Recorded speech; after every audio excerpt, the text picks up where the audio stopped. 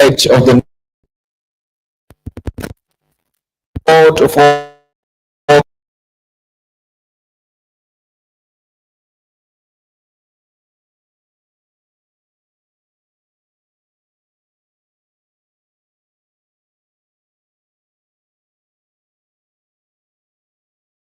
the pledge together. I pledge to Nigeria, my country, to be faithful, loyal, and honest, to serve Nigeria with all my strength, to defend our unity and uphold our honor and glory. So help me God. Amen. Please take your seats. Thank you. Put your hands together for yourselves, ladies and gentlemen. Please, my brothers and friends at this end, kindly move on to this part. This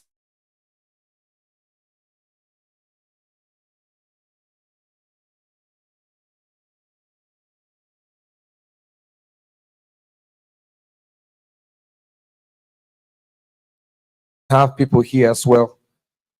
Hello, sir. Please kindly help me.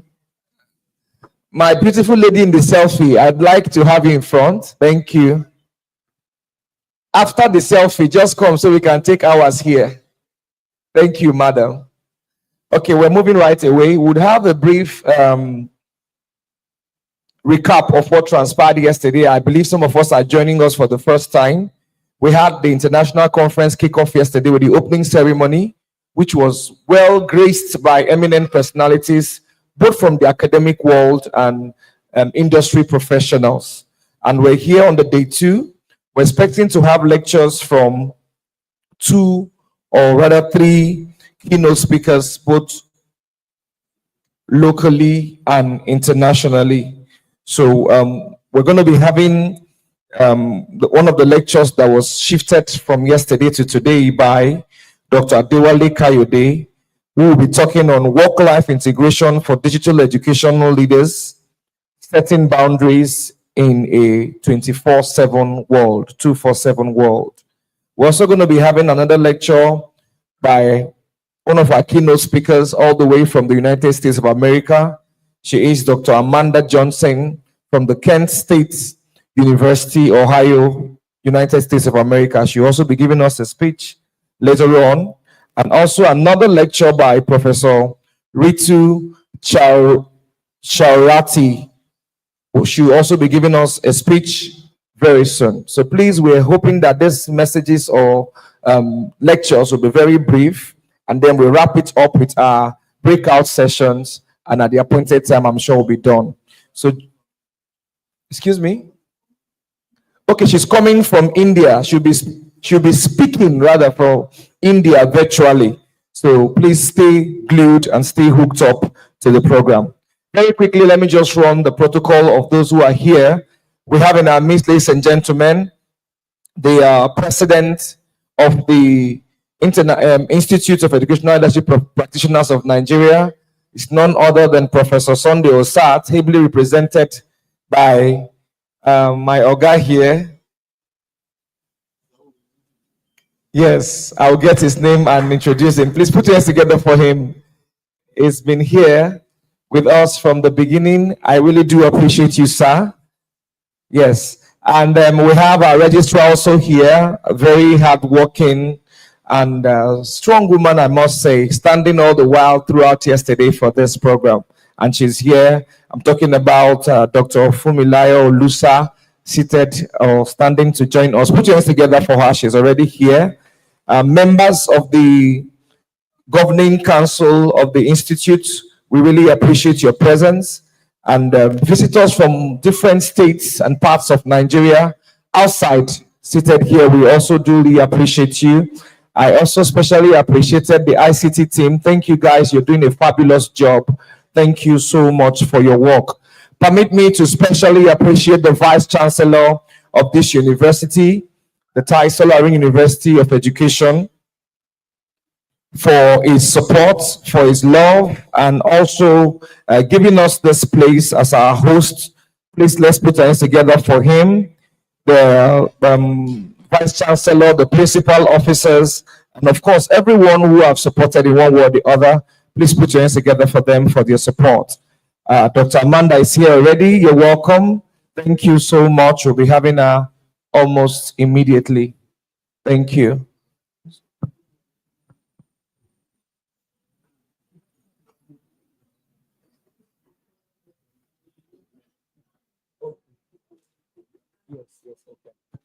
Okay, so just a break of protocol very quickly. We'll be having a group photograph with our keynote speakers that are here because some of them will be traveling back. So immediately they finish speaking, they may just rush up. So we'll have that session immediately so we can move on for other events. So please, Registrar Ma, President, we can have you, please, for our group photograph so we can take it from here. We can take here and then do outside as well for double clarity. Thank you.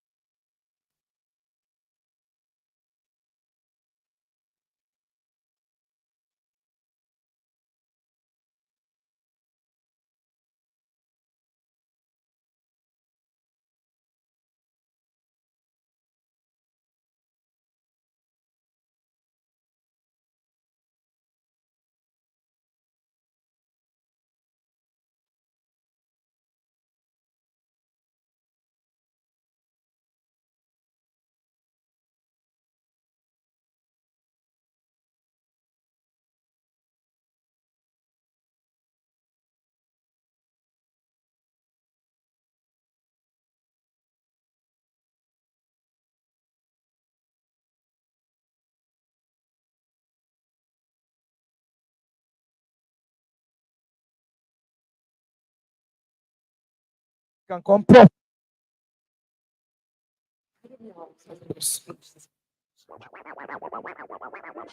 This is one DJ you don't want to fuck with. Yeah, okay, now. He's DJ Cruz. Okay. Hey. Other conferees, please come join. Please, just a moment. Please come. Let's take a good photograph together. Come, join us. You have to wait till you reach your turn. My predator, that I use me back so no time for love. I be bad boy too far. Baby, stand up, move on, then you get it coming. And your presence is stunning. Stop playing, I see God love you money. Keep the shit and she's coming. I know I'm born again. I'm about to be easy to be back. I'm about to be easy to be back. Too busy to be somebody, busy to be somebody. Too busy to be back. Too busy to be back. Too busy to be somebody, busy to be somebody. Others can join now. For those who have joined before, just step aside for them to be part of the photograph. Yes. My wow. I know they like them be, and they feel like you come body. I just say them a thinking sweet. My body for nobody. Sure. I know like really for play, if I for play, I know go take. No, now my wow, he's not taking anyone.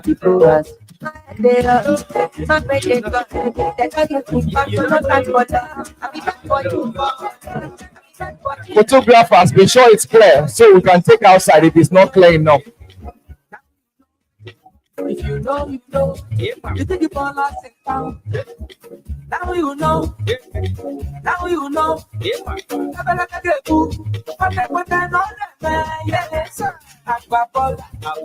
How much is money?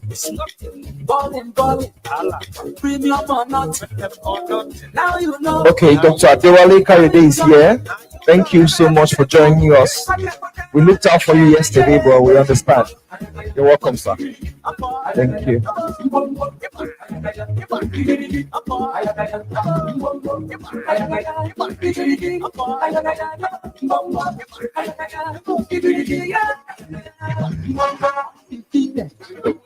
Undisputed, unopposed, really or nothing. Money is done, money is done. Blessings on blessings. Yes. How much is money? Balling. Premium or not? Now you know.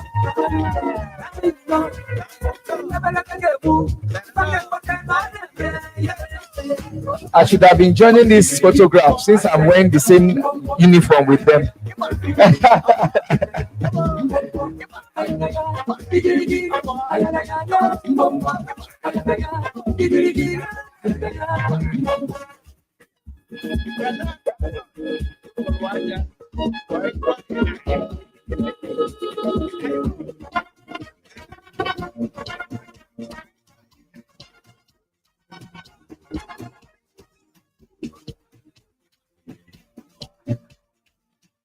Modernization, she gave money pressure, rotation, modernization,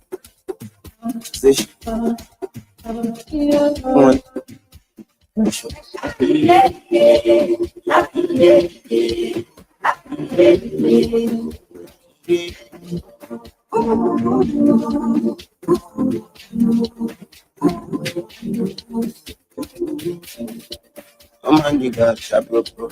I'm a nigga, sharp bro. Cover face like legends. Get the level, we don't wake up. It up was them, tap. Back for the shit, baba. Oh my, you baba. Feeling good, banana. Music don't need permission to enter a street. Anyway, anyhow, you know, say you go to. If you want permission to enter a street, You know the fuck is DJ Cruz? anyway, anyhow, you know, say you go to.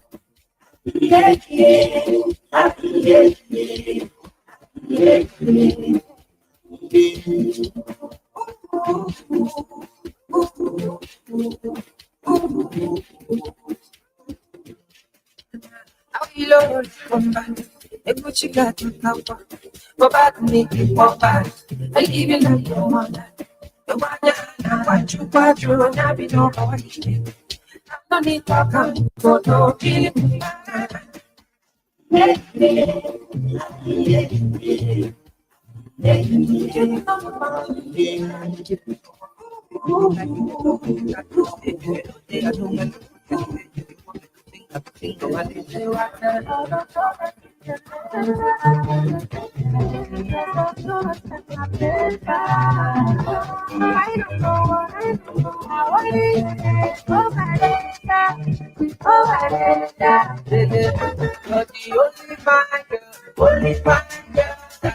Only find you, only find you. They are the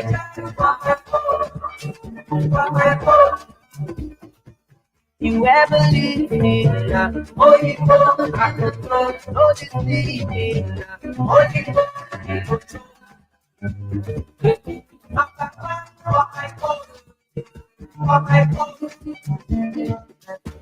for my Insta, TikTok, and my Snapchat, you did my way. All of the girls with the group my way. Only you did my way. Only you come my data.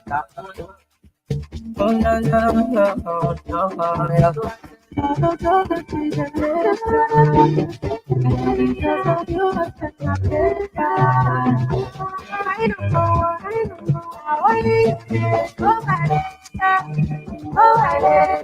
It's all right. Once again, you're warmly welcome to the second day 2 of our international conference. DJ, please. Interestingly, something just came to my mind now. We've been all going about talking and talking and talking. I was just thinking part of the therapy, instead of having exercise, we should have some sort of dancing in between. Don't you think so? Yeah, let's lighten up a bit, because all of us are just too serious. We're all too serious. Lecture, sit down, nothing. Yeah. Well, maybe during the interlude, we just have you come to the front and dance and shake, and let's see what the best dancer will become. All right? All right. All protocol duly extended, but I will permit me to recognize one of our eminent personality in our midst. He's been with us, but I think we didn't do justice to his introduction. So permit me to, with a rousing applause, permit me to welcome once again in our midst, member of the governing council of this great institute, in the person of Mr. Olayinka Kayode Owotutu. I think the applause should be better. It's been all over the place, making sure things are really put in the right perspective. Thank you very much, sir. So without wasting our time, I know if you are ready, I'm ready. We're going to go right into the chase, because we have no time to waste at all. All right? So, yeah. Okay. All right. Before we go into the lecture session, we were meant to have this. It was shifted to today. I'll warmly recognize again our amiable CEO. Amiable CEO to justly introduce our keynote speaker from Kent State University. You know, and the reason being that she's for her to come all the way from the US down to this place must have taken a bit of sacrifice on our part. So I'll warmly recognize again our CEO and the registrar of this great institute to say one or two things about her again, before I now formally introduce her again. Yes, for our CEO, the Dr. Olufunmilayo Olusa. A round of applause as she gets to the podium.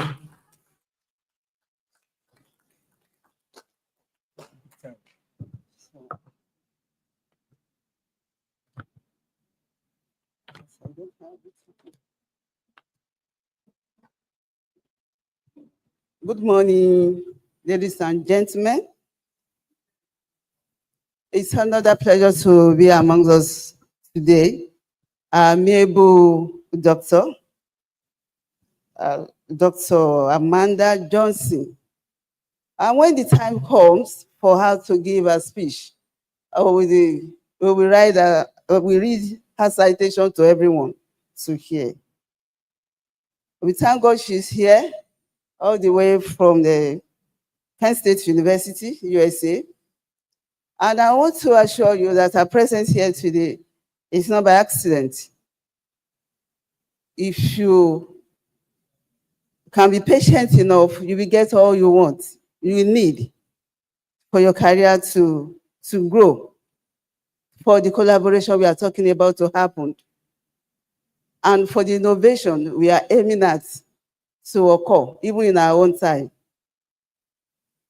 She's someone that is good when it comes to mentoring. And that is why you have some of her work here today, those that are here today. We have some among us yesterday, those that she has mentored and she's still mentoring. Part of her mentorship was what she did yesterday. And after her speech, she will still go out to some other places for MOU signing. I think I'm correct. Okay. So please, I want us to be patient enough. Whatever she says, whatever she tells us, so please let us adhere to it. She's in that position to advise us because she has been in the education system for a very long time. She has worked with so many people, high-profile scholars, teachers, researchers, and for her to be here is a very big privilege, and we want you to really catch that. Thank you very much. Once again, we said a very great thank you to you for seeing you here, live and direct. Welcome.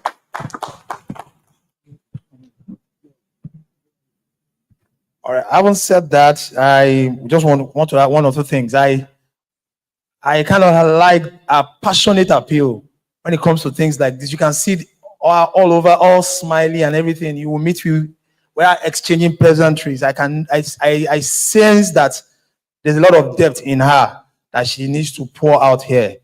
Once again, you are welcome, man, to Nigeria. And without wasting our time, we'll call on our next, the first speaker for today, and the person of Dr. Adewale Kayode. He's going to be running through with us live integration for digital education leaders, setting boundaries in 24/7 world. So I know he has a lot of things to discuss concerning that. I know, just sit back, just like the registrar has told us, and soak it in. So without wasting our time, I'll welcome to the podium. If you are ready, I'm ready. With a rousing applause, let's welcome Dr. Adewale. Please keep the applause going until he gets to the podium. Just keep it going. Jam those hands together if your hands are not too busy.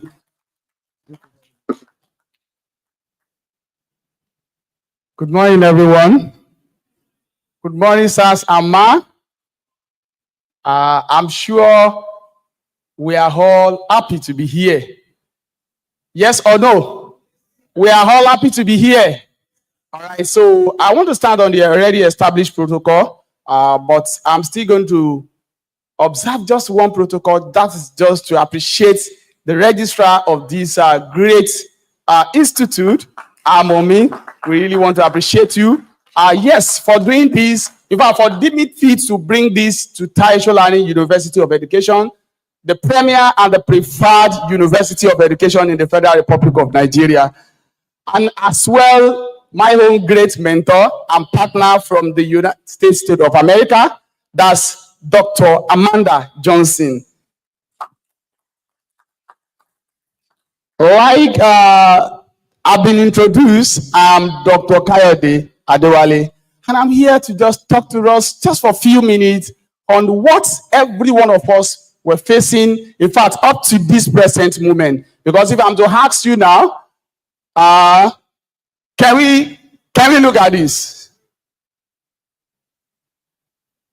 How many of you have checked your mail or message or social media account within the last 1 hour, even before you get here? How many of you?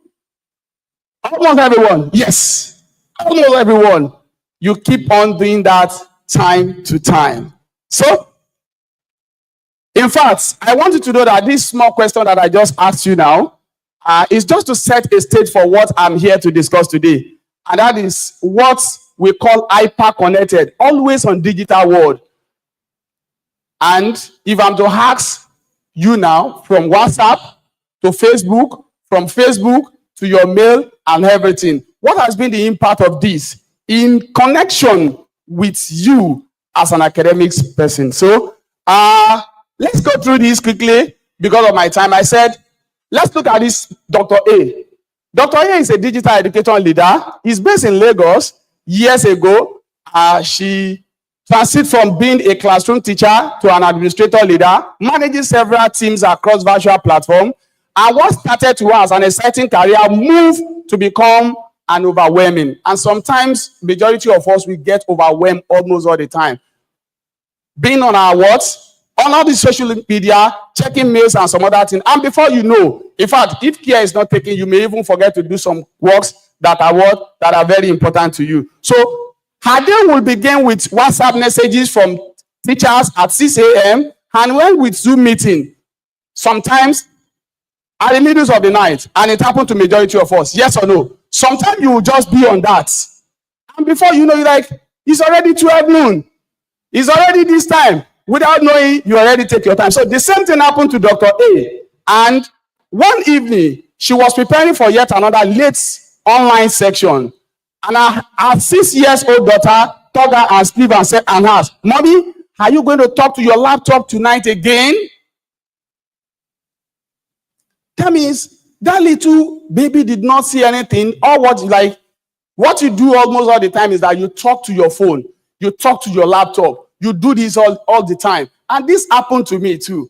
Sometimes they will ask you, you don't have time for us. Or what you just do, you come up, I want to turn on my computer, I want to do this, I want to do that. So let's see. They said that single question hit her hard. And she realized that she was present at home. She was not always really present for what? For her family and for herself. And that moment sparked her journey into researching into what my presentation is all about today. So ladies and gentlemen, I'm here to talk about the work-life integration for digital education leaders, how we can set boundaries in 24/7 world that we have.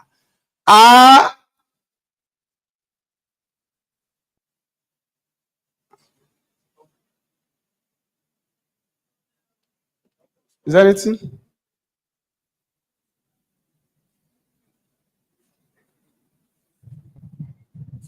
Is that okay?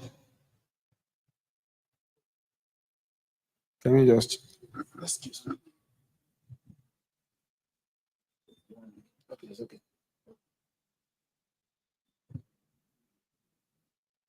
That's fine. I'm a born and brought up. Let me just say, I'm a born teacher. People do call me a born teacher, and I'm proud to be. I joined the teaching profession in the year 2006. And I set a career objective for myself, which is to contribute and be at the forefront of people that will transform education in the Federal Republic of Nigeria. And by so doing, I emerged as best senior secondary school teacher in Ogun State in the year 2020. And that's me with His Excellency, the education-friendly governor.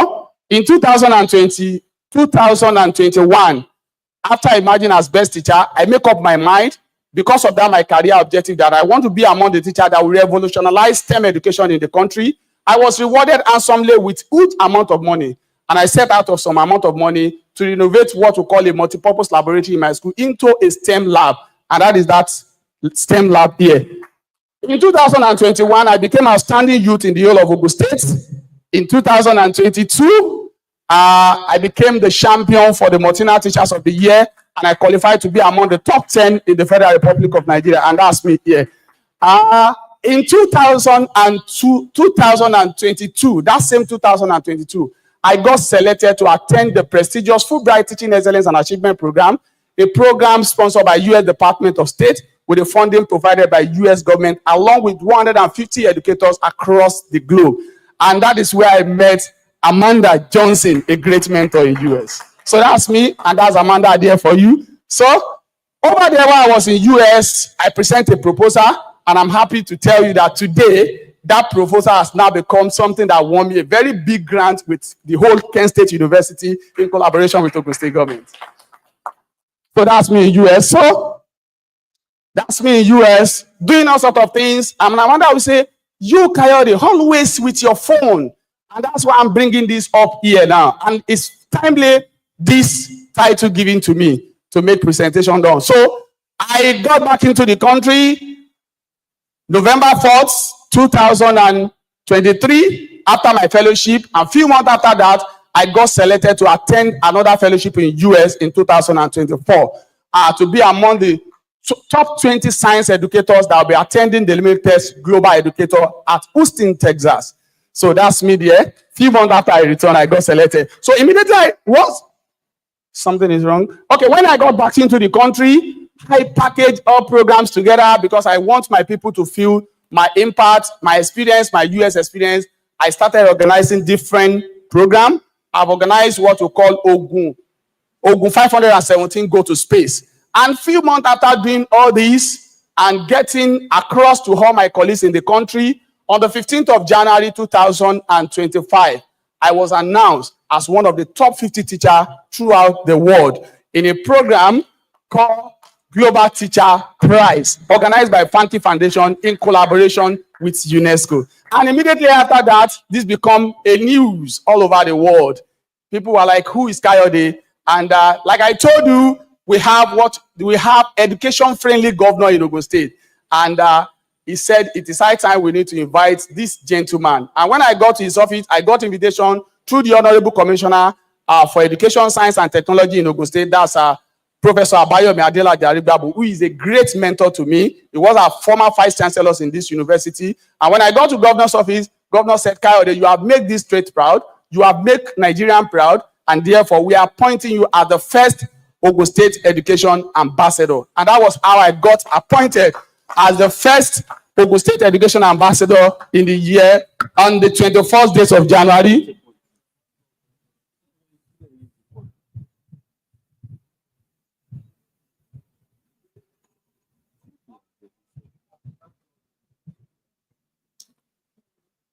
That's fine. That's fine. Let me see. I think I have my phone. Yes, I have it on my phone here. So, immediately after my appointment as Ogun State Education Ambassador, my own university, our own university, the premier and the preferred university of education in the Federal Republic of Nigeria, the first of its kind in Nigeria, second in the whole of Africa, and the 8th in the whole world, graciously gave me a permanent appointment as lecturer 2 here in this university. And that was how the journey ended as a teacher, and I joined the academic journey here. So if this is not coming up, I'm still going to try, and I will share the presentation with us. So what I've tried to put a lot of model together on how we can set boundaries, how I set my home boundaries. Majority of us get involved in different things on a daily basis. As an educator, as a scholar, this sometimes interfere with our daily activity.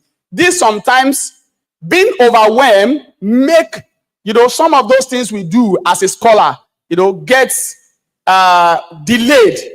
Sometimes you may feel like, I want to submit a publication. I'm sorry, the registrar, we can bear me witness this.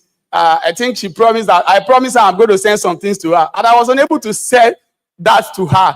just because I got overwhelmed with other things. And I want to openly say, I'm sorry, ma.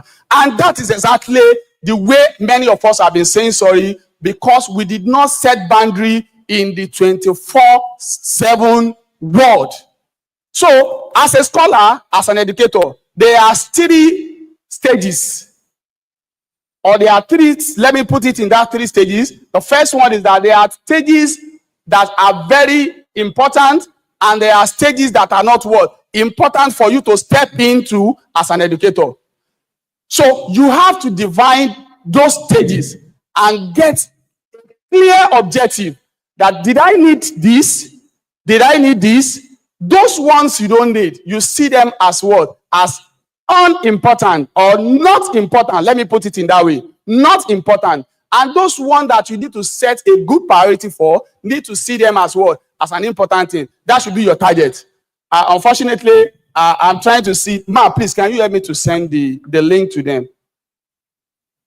Yes, I think I have the link. I send the link to you. So I have the presentation there. So you have to set these boundaries. If you don't set the boundaries and you get overwhelmed, you become an unproductive employer. Sorry, you become an unproductive employee. You become an unproductive employee because everyone will be looking at you as an unserious type. You are given a task, you want to perform 10 tasks at the same time, forgetting that we were in a busy world. In a busy world that many things interfere with our daily activity. And one of them is what? Is the social handles, checking other things that are not part of us. So therefore, as a scholar, as a researcher, there is need for us to set a boundary in the 24/7 world that we have. And like I said, in the PowerPoint, I designed what we call a models on how you can set a boundaries. One of them is that you set a timer or you make use of the calendar. Many of us use calendar, isn't it? But majority of our scholars don't see that as, and that's why we see those in the Western world. Anytime they send a link to you, they will attach a calendar to that so that you can make sure that it is attached to something that will remind you, so that you don't get yourself overwhelmed and be giving and what is it called, ungenuine apology at the end of the day. I'm sorry, I thought the meeting supposed to be 1 p.m. and it's already 4 p.m. This can make you lose a lot of opportunity, and this can make people see you as an unserious type. Likewise, there are other things you can do. For instance, now on the WhatsApp, you can as well create what we call a group for yourself, a self group. Create a self group where you put those tasks you need to do, those important tasks. And by doing so, you highlight those ones that are important and those that are not what? That are not important. There are other things you can do as well. In the past, we make use of calendar, the physical calendar, isn't it? Where our forefathers will ring dates of appointment, yes or no?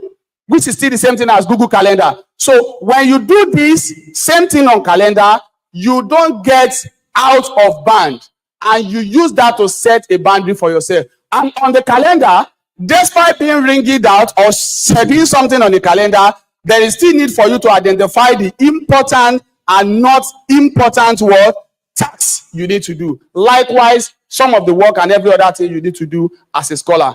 And I think because of time and everything, I want us to quickly do some activities.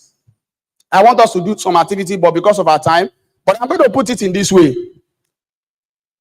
How do you manage checking something on social handle and checking your mail? How can we handle that easily? How can we handle that easily?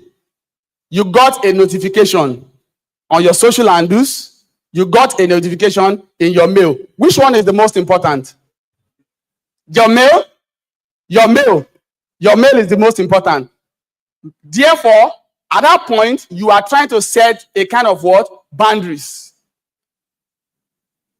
So it means the notification is now becoming something important to all scholars. But majority of us don't see notification. It's like, I don't want some, even if we have some website we visit and they will tell you, did you want to accept all cookies and some other things like that? And some of us will say, deny. Meanwhile, these are the sites that you need to improve that will assist you in your career. So, on such case, there is need for you to turn on a notification so that when you have an important information coming from that site or coming from that organization, you easily or quickly get to know that I got a notification from this. Likewise, some of our Gmail, our mails, both Gmail, Yahoo Mail, Outlook, and some other things like that, you can turn on your notification to know when mails come in. Of course, these days we have what you call smartwatch. Yes or no? You can as well make your smartwatch to set boundaries. You connect your smartwatch with your social handle account, and immediately you get a notification. You look at it like this. When you see a pop-up that is coming from your social handle and you see another one coming from your work, which one are you to attend to first? From your place of work, because that is what is still giving you, putting food on your table. Then you quickly tap your smartwatch. This is not important. This is important. I need to quickly attend to this on time. So there are many other platforms you can as well use to set boundaries in the 247 world that we have now. Likewise, tasks that are being given in their offices. As an academics member, you have a deadline to submit a result, and you have a deadline to submit a publication. Which one are you taking as? Okay, thank you. Thank you very much. So which one are you taking first? Which one is going to be important? The exam or submission of the paper? Examination is important because if anything happened to the exam question, that may make you lose your job. And when you lose your job, you have no business.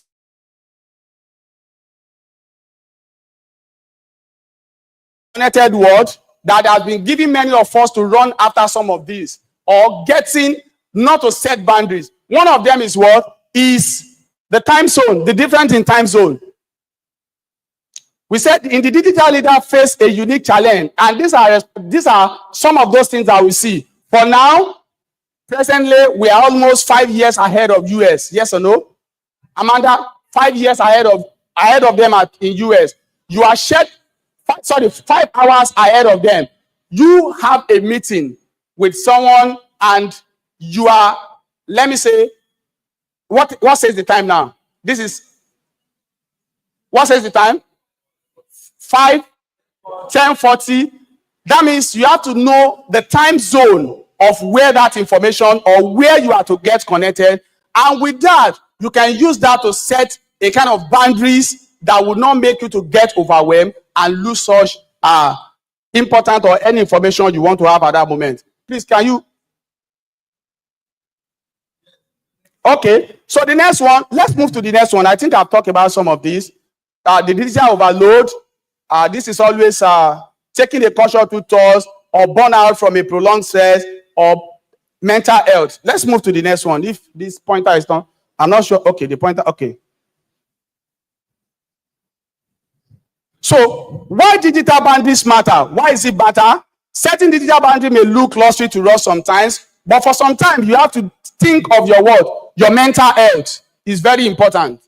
Sometimes you see that when you are overwhelmed and you stay too long on some of these social handles or checking mails or too long on internet, you started feeling something like an heat all over your body. Yes or no?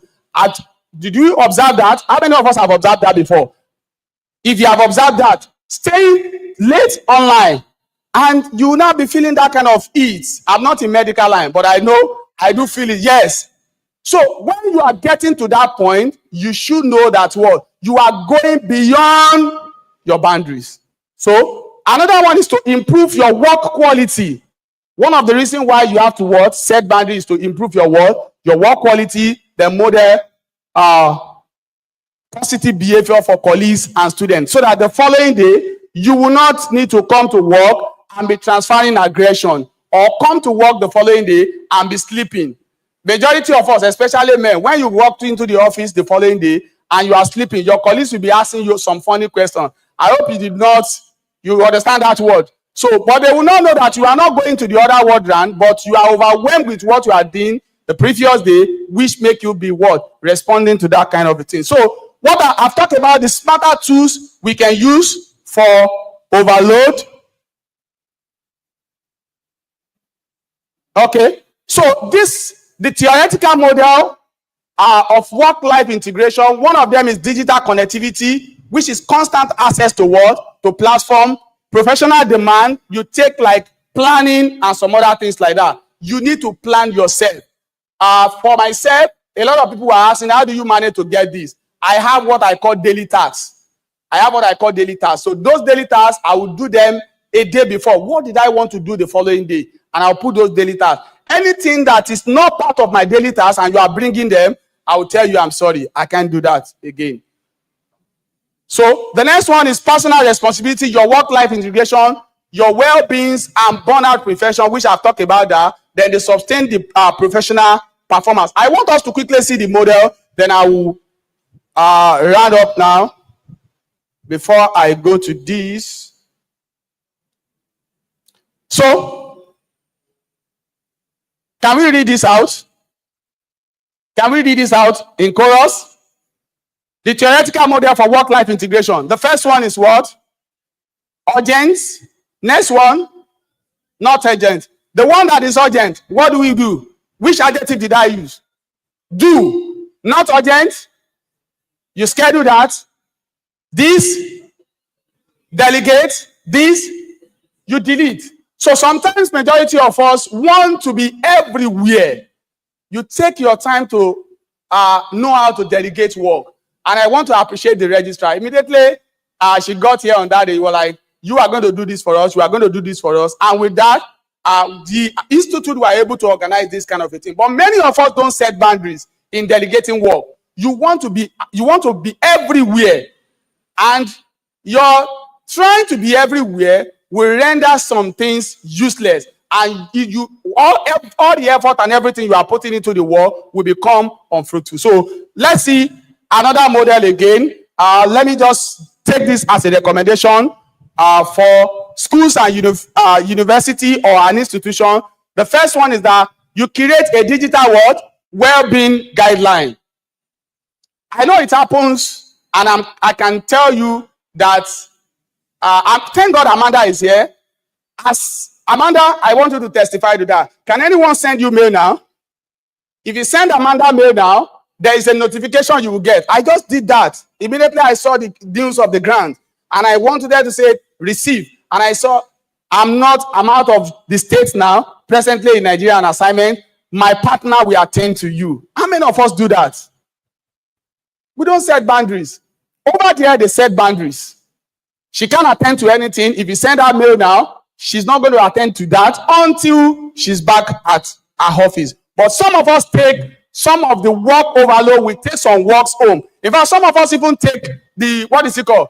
The student booklet and other thing. After getting overwhelmed in marking and attending to that sometimes, we take them home. We even get our family involved in doing that. Yes, we get our families involved. So as an institution, you have to create what you call a digital well-being guideline, then offer a training on boundary setting and a self-care. And I want to give it to the institute for doing this kind of a thing, and let teachers know that there is need, teachers, educators, because I believe there are some teachers here, scholars, there is need for us to set boundaries in the 247 world. So,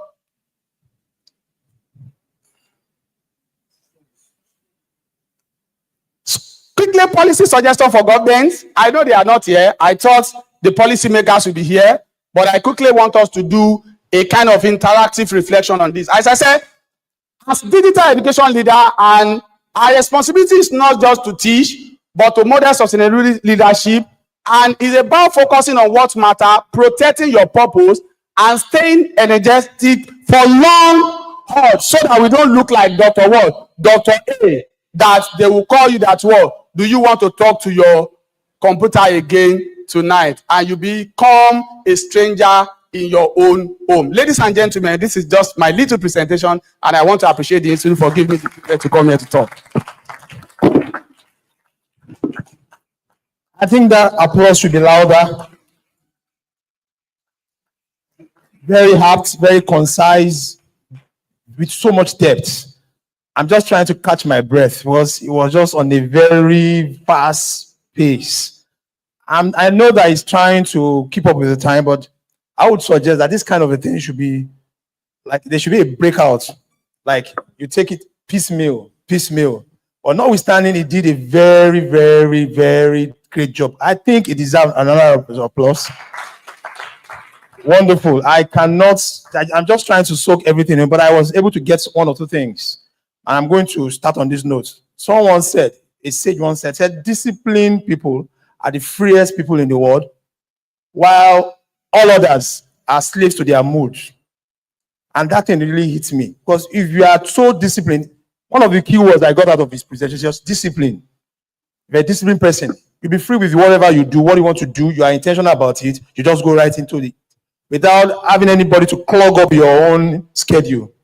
And, he was saying a lot of things that I was trying to jot, but, the pace was just too much for me. But it said a lot. It said digital boundary helps our mental health, and which improves our work balance. We can set that balance when we have mental stability. Then it can improve our productivity in the long run. And he said something about setting boundaries as educators to maintain work balance to what is important and not important. And he gave us that beautiful theoretical model, which really, really sink in also. By and large, I think I've learned one or two things. I know you have learned one or two things. Now, I will not go without saying that I know a lot of us have a lot of questions running through our veins. I know you have questions for these wonderful facilitators. So if you have any question whatsoever, this is now the time. So you can scribble it down. If you don't want to ask personally, maybe just scribble it down and we'll read it out for our facilitator and he will do justice to that, just the way he did justice to his presentation. So any question, let's have it very quickly because of our time. And we should have questions to ask. Thank you very much, sir. Good morning, everyone. I want to thank Dr. Adewale Ode for the presentation. Honestly, it's showing that we're in digital world and we must get into it. One question I want to know, because as you said, we have not been setting boundaries, I must confess. We just go into social media, we just go into it and check anytime. Even when we are attending to official something in the office, something just pop up from our phone. We leave that thing we are doing. We all these things we don't organize it. I just want to educate us. The appropriate time. Are there things at appropriate time we can go through social media, emails, I don't know. How do we do that so that we don't confuse official thing in the office? Thank you very much. Thank you very much. Like I said, I'm somehow because I'm his mentee. I'm the mentee of the Honorable Commissioner for Education in Ogun State. And the Honorable Commissioner used to do something. You send a message to him, he may not respond to your message until 9 p.m. Once it is 9 p.m., he will make sure he check all his messages. And that's why sometimes when you are my friend and I check your WhatsApp and I saw 150 messages, I'm sorry, I will not be sending you messages from that day. It means you don't take messages serious. Likewise, we have some of us like that. You check their mail. You can see like 1,000 unread mails. And sometimes you may not even know. You might have got important messages like that. And without care, without anything, you just know you just lose a big opportunity. So as a scholar, as a teacher, as an educator, or whatsoever you want to call yourself, there are ways you can set up some standard for yourself. You can say, for my social handles, I'm not going to check that until 6 p.m. Because is it important or not important? Important or not important? Your Facebook, your TikTok, and every other thing. It's not important to some extent, except if you want to pass an information across, because that is why they call it personal profile. It is personal to you. You are the one giving information. So at that moment, you want to check your own information, if people have responded to your information, or if you want to go through people's information. So you can set a boundary. Maybe you make it 6 p.m. And even sometimes you can do, what is it called? You can take holidays, like Sunday breaks. Like for Sundays, I'm not going to check anything. I just want to set boundary to relax and do any other thing like that. Or I'll be giving it 2 hours to do this, 2 hours to do that. So with this, you can use that to set a boundary for yourself as a scholar. And with that, you can manage both important and what? And unimportant messages. Okay? Amanda, want to add something? I actually don't have a question. I just have a advice. So a lot of the professors in the university I work in, and myself included, in our syllabus, we put, I will respond to email messages in 24 hours. Or might even be a response message, like an email, like a student sends you an email, and you know students, they think they need those answers now, you know, but you might have 1,000 students. So what you do is either in your syllabus or on the learning management system, or even as a response to emails, as I did my my out of office reply, just say, I will respond to your email in 24 hours. And it gives you that boundary as well, instead of just having to like rush, respond to everything. So that's just a piece of advice. I think it deserves another round of applause. It still boils down to what I said earlier on, discipline. Discipline is the key word. Like someone said that if you don't stand for one thing, you fall for everything. You know, if you don't take your stand. This, while he was talking, it really hit me hard, because some of the time that I have something to do, but because I just want to fiddle with my phone, I just pick it up, and before you know it, you would have wasted a lot of time and you not get the job done at the end of the day. So it has to do with, you know, setting boundaries and having that discipline and intentionality to it too. And that's the key word. I think it deserves another round of applause. Any other question or suggestion, anything? It can't just be one, because question. You have a question? All right, sir. Thank you so much, Dr. Kayode, for that very impactful lecture. My happiest moment was sitting down and learning and not as an MC this time. Okay, so my question is, what tool can be used? Because that's one of my major problems, right? I do too much. Yes, I do too many things, and sometimes the social media is a major distractor. For those who do that as a business, yes, they could just dwell 24 hours because that's their major source of income. But for us who are academics, you know, dealing with students, family, church, a lot of activities, what tool? The only thing I use now is my calendar. I just put events there, but I feel, are there other tech tools that can help one manage activities and also have your programs scheduled and a reminder of some sort, so that when you have a to-do, in every 1 hour, 30 minutes, as the case may be, you can get a prompt that this is what you're supposed to be. Are there things you can recommend or suggest to manage us? Because the brain can actually forget, but computer doesn't. Thank you. All right, like I said, there are quite numbers of applications you can actually use to manage your time. And one of them, as we have rightly said, is the calendar, the Google Calendar. There are also other applications that I put. I think, Madam, please, maybe you help me to share the link on the WhatsApp platform for the participant. Okay, so I have attached a lot of tools, other applications you can actually use to manage your time and even set boundaries. When you go to your mail, there are other settings you can do on your mail. Like I said, Amanda, now when you send mail to her now, it's going to tell you, I can't attend to mail until those. Yeah. So there are some of those notifications, and we have them in my presentation. Once they share it with you, you will get that. Thank you. Before she responds, that brings me back to the mail thing. Like now in my mail, I have my bank, what do you call it again? Bank account messages coming in and social media messages coming in. How do I separate it so that it does not... Yes, for Gmail, there are 3 things there. You know, we have the, what is it called? The social media, we have the normal mail, we have all mails. All what you just have to do is to, when you go to the top right of your mail, there is a setting there. Once you click that, you can do all sort of settings you want to do with your mail. Of course, as a scholar, once you see that, you know, I want this, I don't want this. In fact, there are some things we just have to do.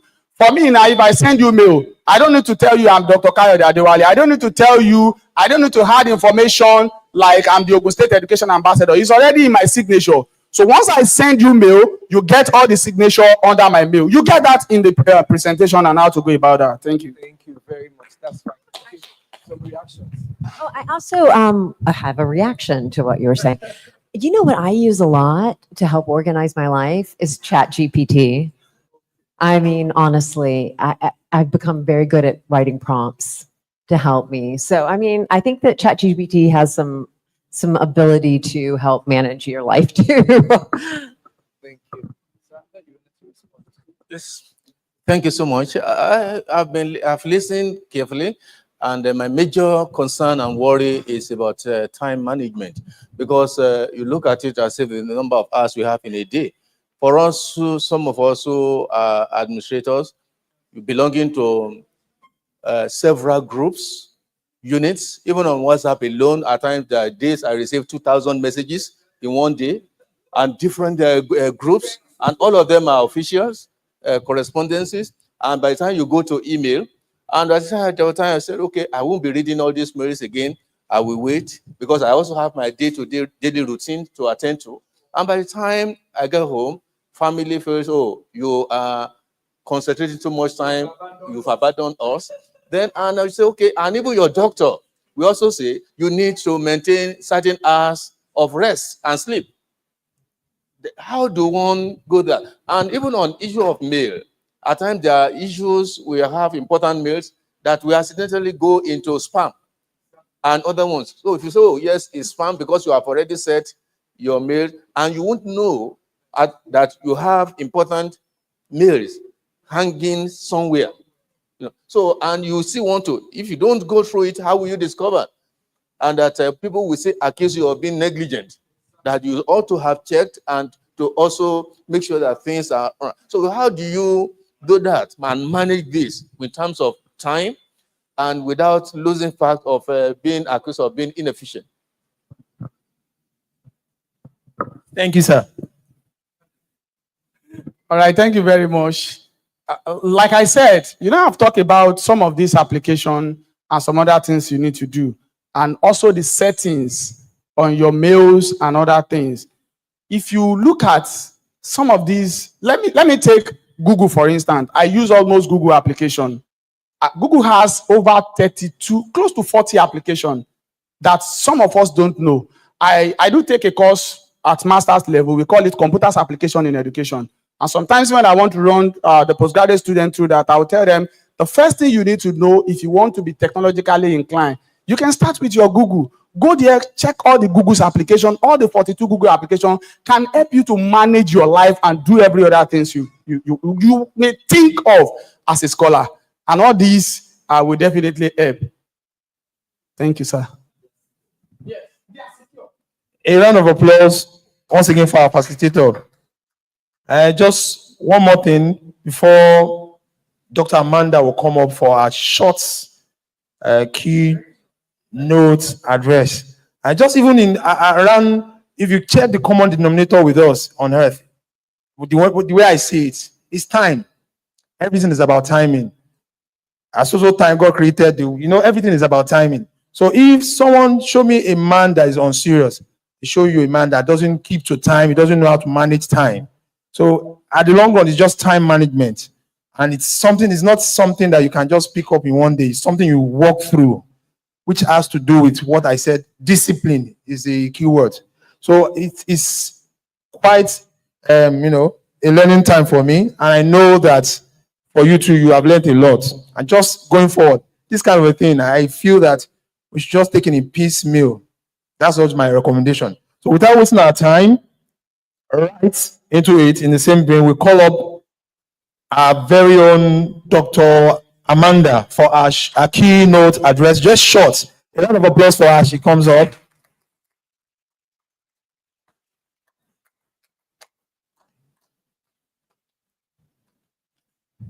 Thank you, sir. Thank you. It's really interesting. I wanted to comment before I jump into my speech a little bit about what Coyote was talking about. This is the work-life balance is something we struggle with in the United States as well. And it's, I think it's something important to talk about, this idea of carelessness. There's this constant neoliberal drive to be putting out products, to be a part of a product, to be a product. And I think that's sort of, when we talk about work-life balance in education, it seems very strange to me, it's kind of a neoliberal idea, I think, to a certain degree, that we cannot balance our work in our life. And really, in fact, work ends up taking over most of our time. So I think that this is a really interesting conversation.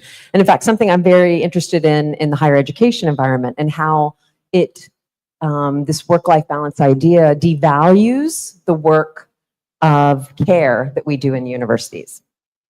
Okay, so thanks for talking about that because I struggle with it. I live constantly trying to create work-life balance. And you know what I did was I took off notifications off my phone. So my phone won't ring for emails anymore or anything like that. It's all quiet. That helps me. So I'm happy to be here again and to see some of you. I wanted to tell you again that it's a profound pleasure to join you again on this second day of the conference, A Space Alive with Ideas, Inquiry, and Inspiration. Yesterday, we planted the seeds of connection. Today, we begin to imagine what those seeds might grow into, what nurtured by trust, shared purpose, and international collaboration, which is really something that I do quite a bit. This speaks to me. So in today's world, obviously, the challenges we face in education, whether it's digital access, because remember, I mean, obviously there's digital access. Everyone has access to technology, but whether it's equitable is really a piece that we need to talk about. And the digital divide, honestly, as well, which we can see very much in developing and industrializing countries. So whether digital access, student well-being, teacher preparation, or systemic inequity do not stop at national boundaries. And so neither should our solutions. International collaboration is not just a strategy. For me, it's a philosophy. It says, we are better together. It honors the diverse brilliance in every country, every classroom, and every culture. It affirms that while our systems may differ, our values, equity, innovation, resilience, and then the belief in everyone's potential binds us together. We cross borders to learn. We cross borders to listen. We cross borders to challenge one another and uplift one another and to build something stronger that any of us can do alone. And we do that with technology. These partnerships don't just exist in policy documents or signed MOUs. They are forged in human relationships. A teacher in Nigeria sharing strategies with a counterpart in Peru. A digital literacy pilot in Kenya influencing curriculum redesign in the United States. A professional exchange sparking a long-term mentorship, like my colleague and I, across time zones. I don't know how many times I've had to get up at 3 a.m. for Dr. Adewale and do a training. A WhatsApp group of educators troubleshooting together in real time. This is the heartbeat of global collaboration. Authentic, sustained, and people-centered connection. And yes, technology is the enabler. It gives us the tools to meet, share, and co-create in ways that were once unimaginable. I mean, I'm 49 years old, and I didn't grow up with computers. Like many of you, I'm a digital immigrant, not a digital native. Yes, I was born in 1976, and I remember the first computer I saw was in college. So it was, yeah, it was Things have changed, haven't they? So let's see here where I'm at. Yeah. But in our humility and our curiosity and our commitment to one another's success, that makes those tools meaningful. Let us also acknowledge that true collaboration asks something of us. It requires patience. It asks us to examine our assumptions, to make space for different perspectives, to make, oh yes, I just said that, to share credit, and sometimes even to let go of control, which is a struggle of mine.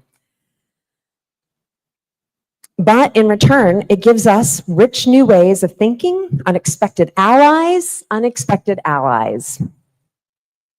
a broader sense of purpose. As this conference continues, may we not only collect ideas, but also forge commitments. Commitments to stay connected after the conference ends. Commitments to elevate one another's work. That's so important.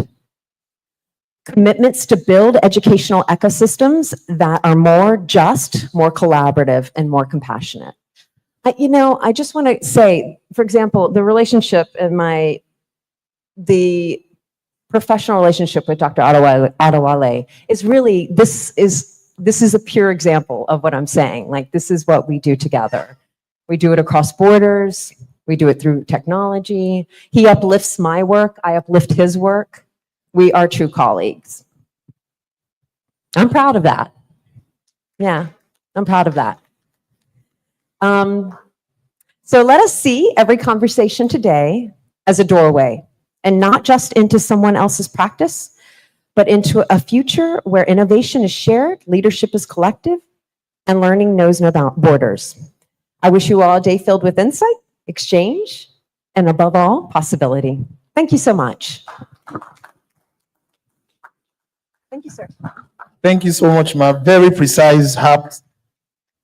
A round of applause for her as she goes back to her seats.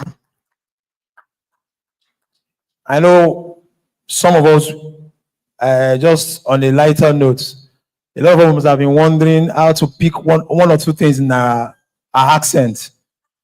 All right? Are you with me too? On that journey, are you with me? I was just trying to see how I can level up with the accent. But very well. All good, all well and good.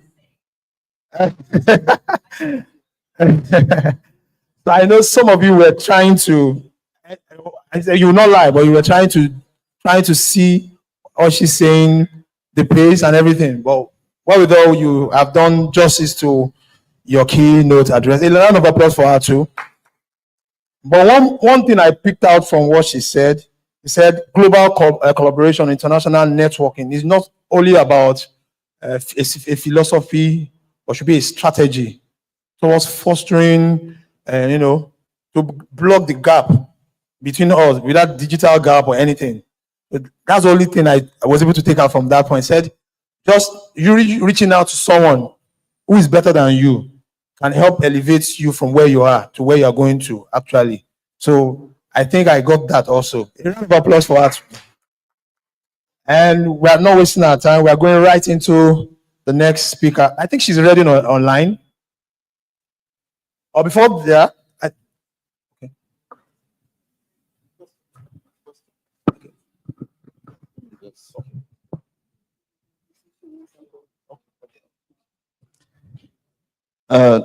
Dr. Amanda, thank you for that. You mentioned international collaboration. I'm happy that you have come to Africa, to other countries in Africa, from Nigeria. The one thing you mentioned, that you don't talk much about MOU, memorandum of understanding with other countries where we have international collaboration, that you talk about relationship. Yes. How do you sustain that without MOU? Yeah. So I'll speak slower. Is that okay? I didn't realize my accent was bad. I'm sorry. I will speak slower. So that's a great question. How do you sustain international collaboration? It depends on the people. You have to find a good colleague, because sometimes you'll have these international relationships and one person is not invested, and those you have to let go. So I think at the end of the day, it's identifying the right people to be able to sustain. But ultimately, too, international collaboration is sustained by money. So, oftentimes, and what's so much important to my work is being able to find that money to be able to support these relationships. And Dr. Adewale has told you, he and I just won a grant on that. So it's really, it's patience, it's planning, it's drive, whether you want to be involved or not, and whether the other person is too. So I think it boils down to finding the right collaborator, because they're not all good. I've had some bad collaborators where I did all the work, or, they never responded to emails, and I identify that immediately, and I'm like, this is not going to work for us, because you take 3 days to respond to an email. We need to move faster. So I think it's really, at the end of the day, it's about finding the right person. Yeah. And yeah, thank you. Well said, finding the right person. Immediately, just to make a token of appreciation, I'll call on the CEO of the Institute to do that. A round of applause for her. She comes.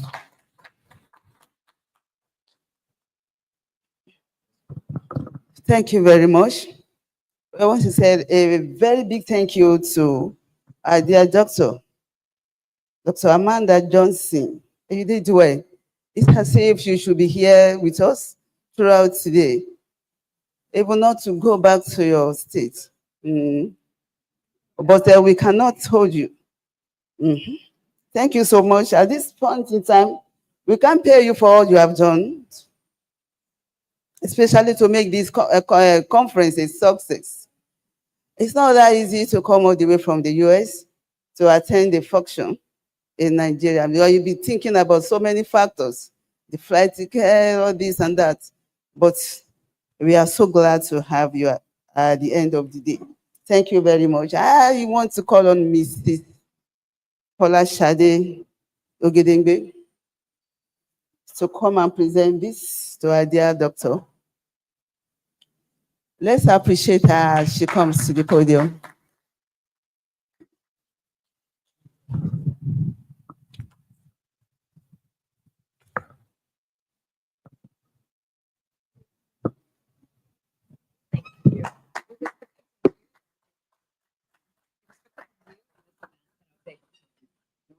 So I want to thank you. Yeah, no, absolutely.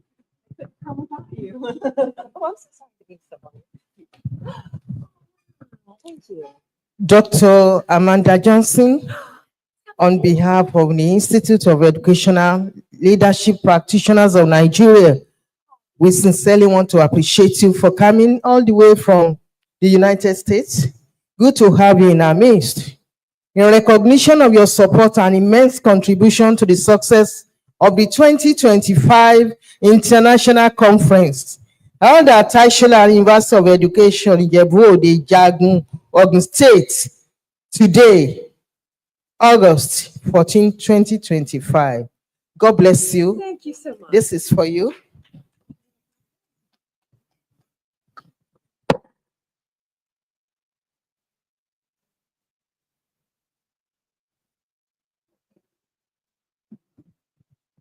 I could hear it.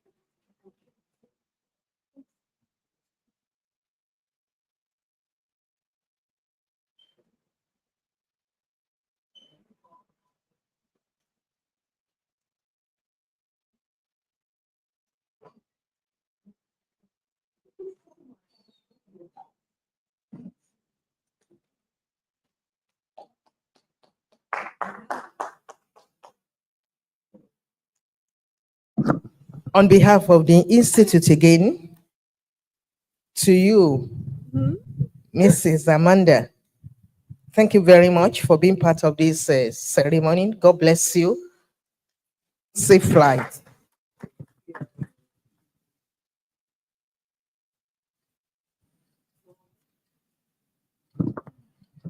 Sorry, my apologies. Yeah.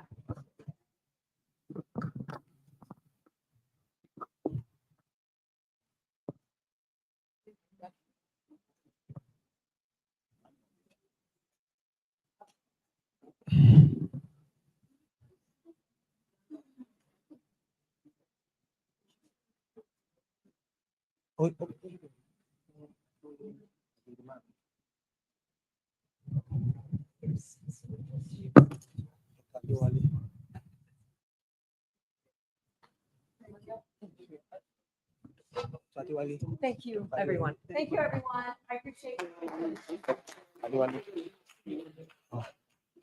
Dr. Adewale, you're up next. Can come forward.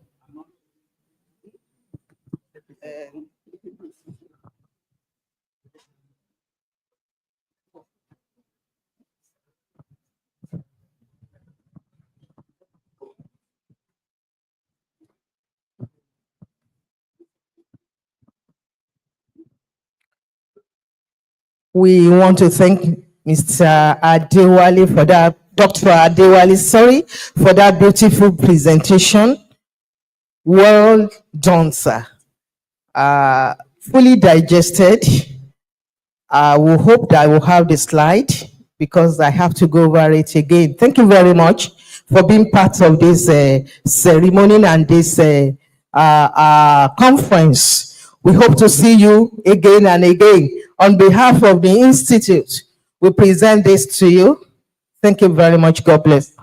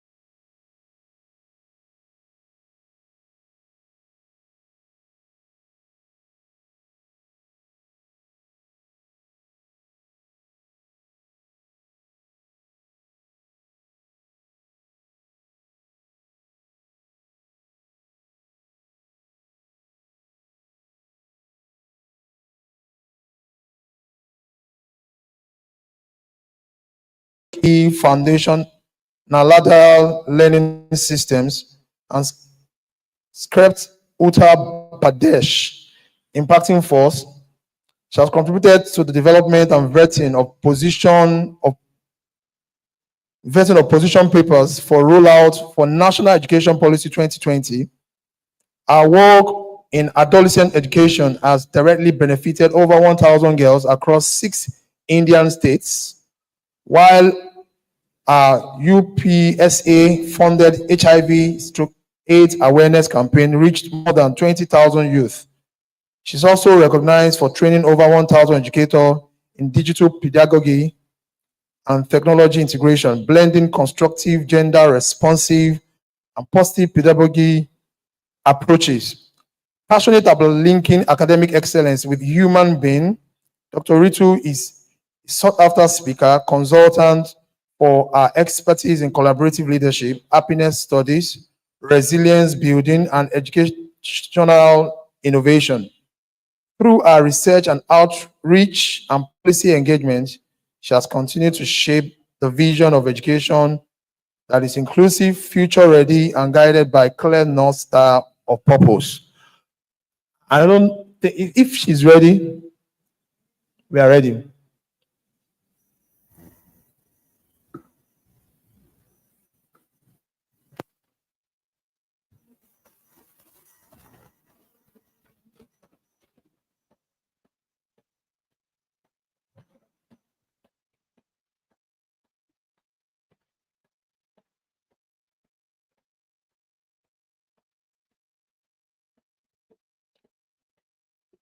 And from the information I gathered earlier on, one of our speaker for today is around with us, and the person of Professor Donald Odeleye.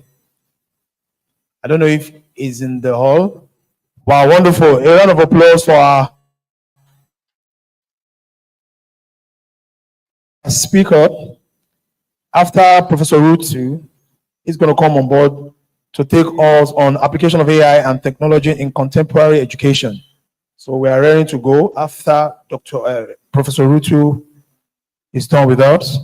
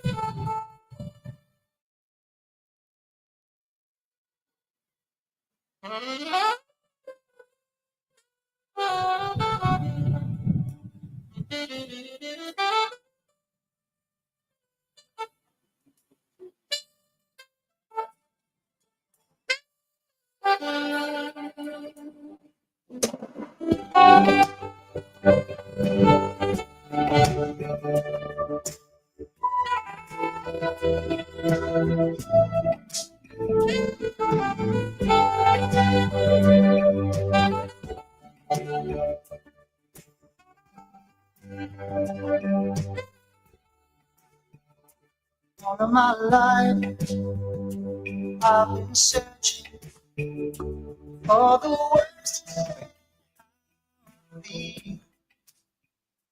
Good afternoon, ladies and gentlemen. I trust we're having a good time today. We've actually gulped a lot from the two speakers that had spoken earlier. We have two to go. We apologize for the little technical itches.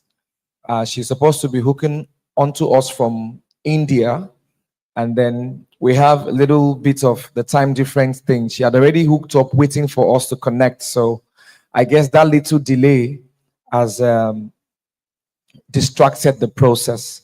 So we don't intend to keep you any longer.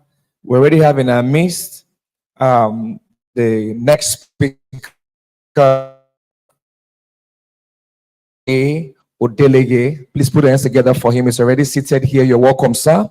So we'll confirm and probably have him speak to us now. So whenever the network is through for the professor in India, she can also do the needful. But I trust we're doing great. Are we doing great? Thank you. Thank you. Thank you so much for your time. Okay, very quickly. At this point, with the permission of the chairman, I will respectfully invite to speak on application of artificial intelligence and technology in contemporary education, our own distinguished Professor Donald A. Odeleye.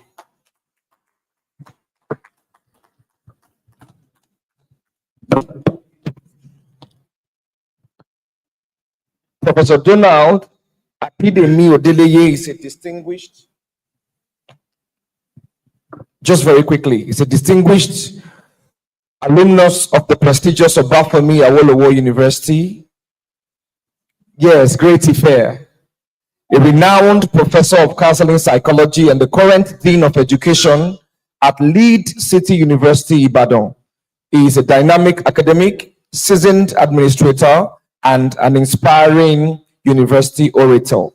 Much sought after as a public speaker, mentor, life coach, sports trainer, teacher, researcher, Professor Donald brings unmatched depth and versatility to every role he occupies, with over 100 scholarly publications. Can we put hands together for that? Spanning counseling, artificial intelligence, education, pastoral psychology, management, history, missiology, please, family and marriage, theology and development.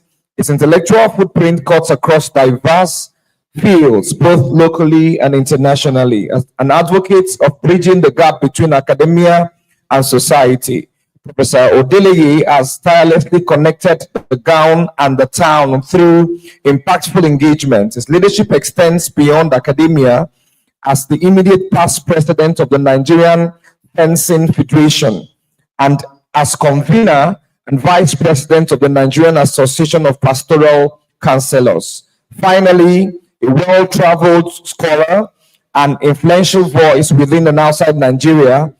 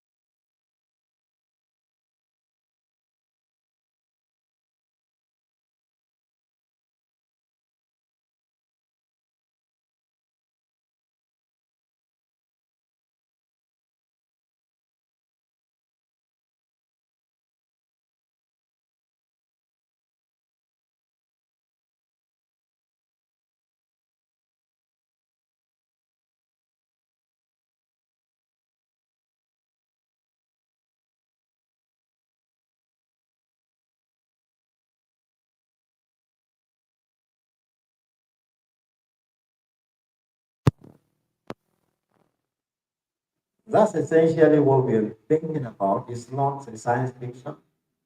It's a reality that is applicable globally, even though we're a little far from it, but it's something, it's a reality of our own time, even here. And that is why we are looking at the strategic application of artificial intelligence and technology. And somebody was asking that, look, artificial intelligence is a subset of technology. It's just one little part of technology. But it's the reigning king, as it were. You have machine learning, you have information technology, you have robotics, and the rest of them. A lot of them, caught in between. And that is the reason why we don't have an issue bringing them together. And I want to say that the potential of artificial intelligence and technology for education is endless. But we have challenges. We have issues we must deal with. And these are real issues.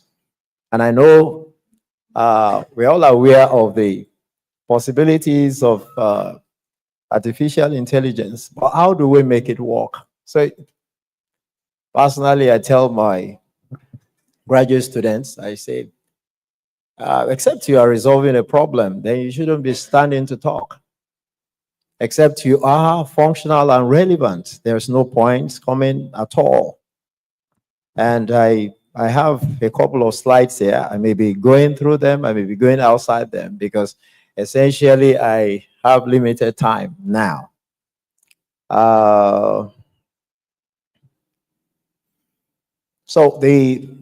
Let me just take a few of these things and then I think we'll go on from there. My slides are not there. It's okay. No problem. So we are looking at artificial intelligence and technology, how they are shaping contemporary education today. And the general theme here today is collaborative leadership in the digital age. And this actually perfectly sets the tune, because every one of us, now we've gone cross, interdisciplinary. I mean, everybody is working together. I just finished a project we're working on together with computer scientists, even though I'm a professor of education. I've been working across the line. I work with people in medicine. So, I mean, it's that kind of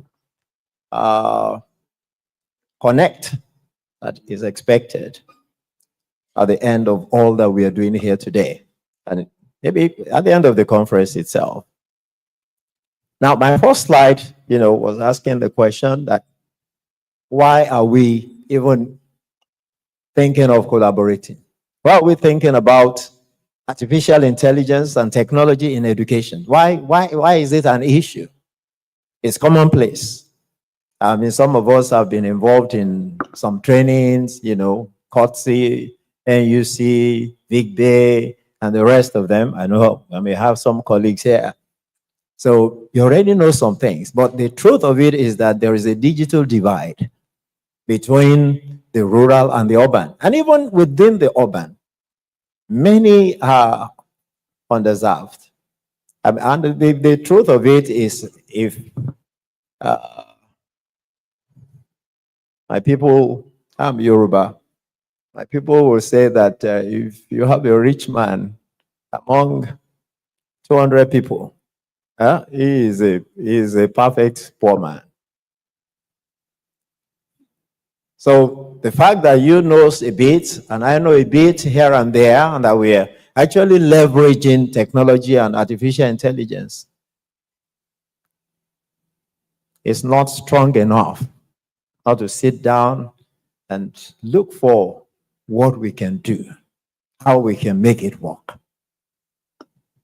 So that's the reason here we are looking at the reason. And we are also looking at what artificial intelligence has done, what technology is capable of doing, what they are capable of achieving for us.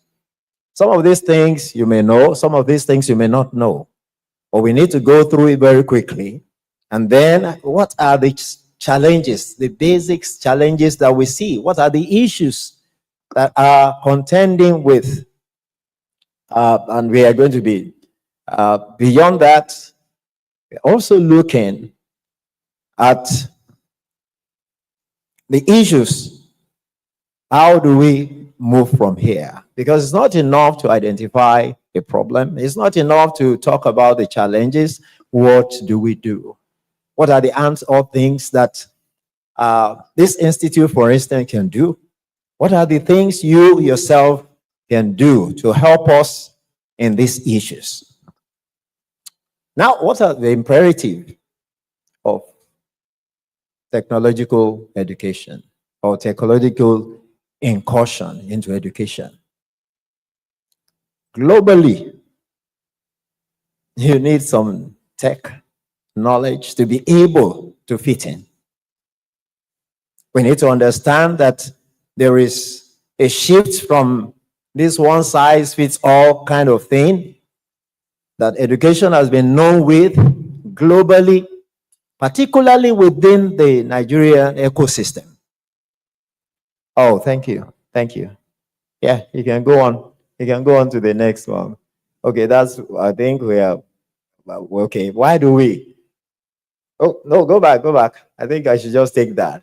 You see, tech skills now, they form the core of employability anywhere.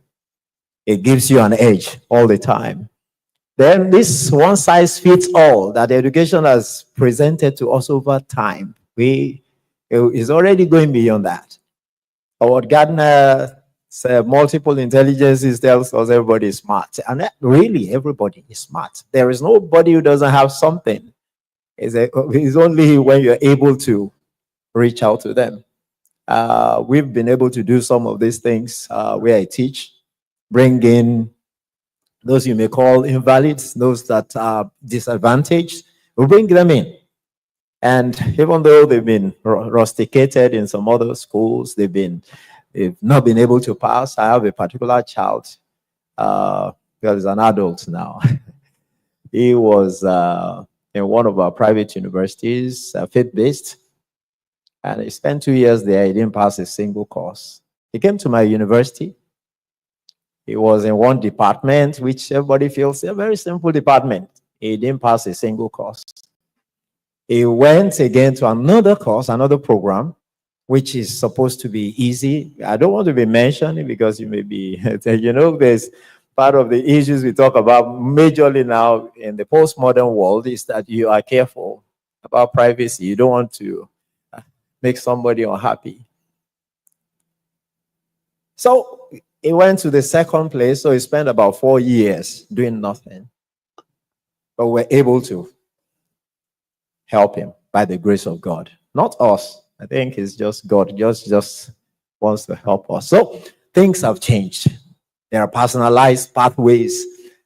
Then we need to make sure that our graduates stay competitive with their peers.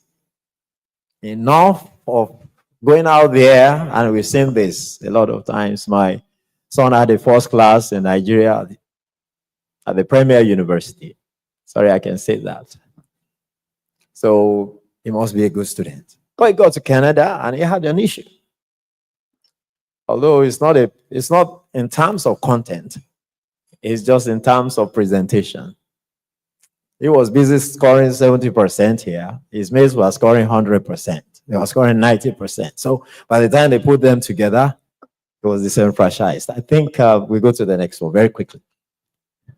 Now, what can AI do for us? I mean, that is the issue. What can AI do for us? And we talked about personalized learning. Maybe you should just go on. I think it's an issue we already know. Go to the next slide. Oh, sorry. Let's take Khan and Squirrel.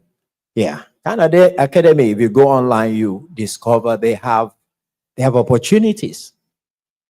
Even for educators like us. If you're a teacher, for instance, you're a certified teacher, you can prove to them it is free.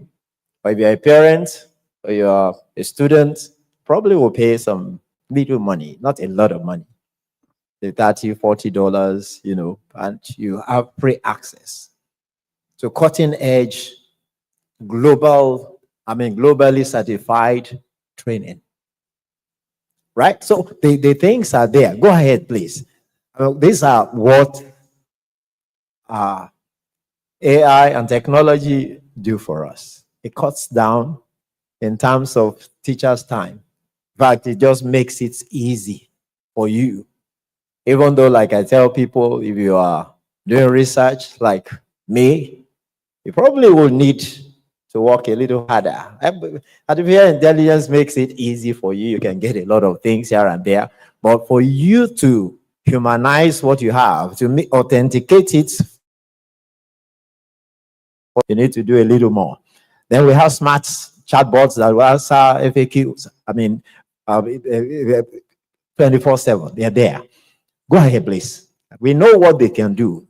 If you are a CEO, for instance, we're dealing with qualitative issues. We're dealing with big data. You are able to take decisions. You're able to make predictions. You are able to, even improve on your ROIs, your returns on investment. Go ahead, please. Then the issue of access and inclusion.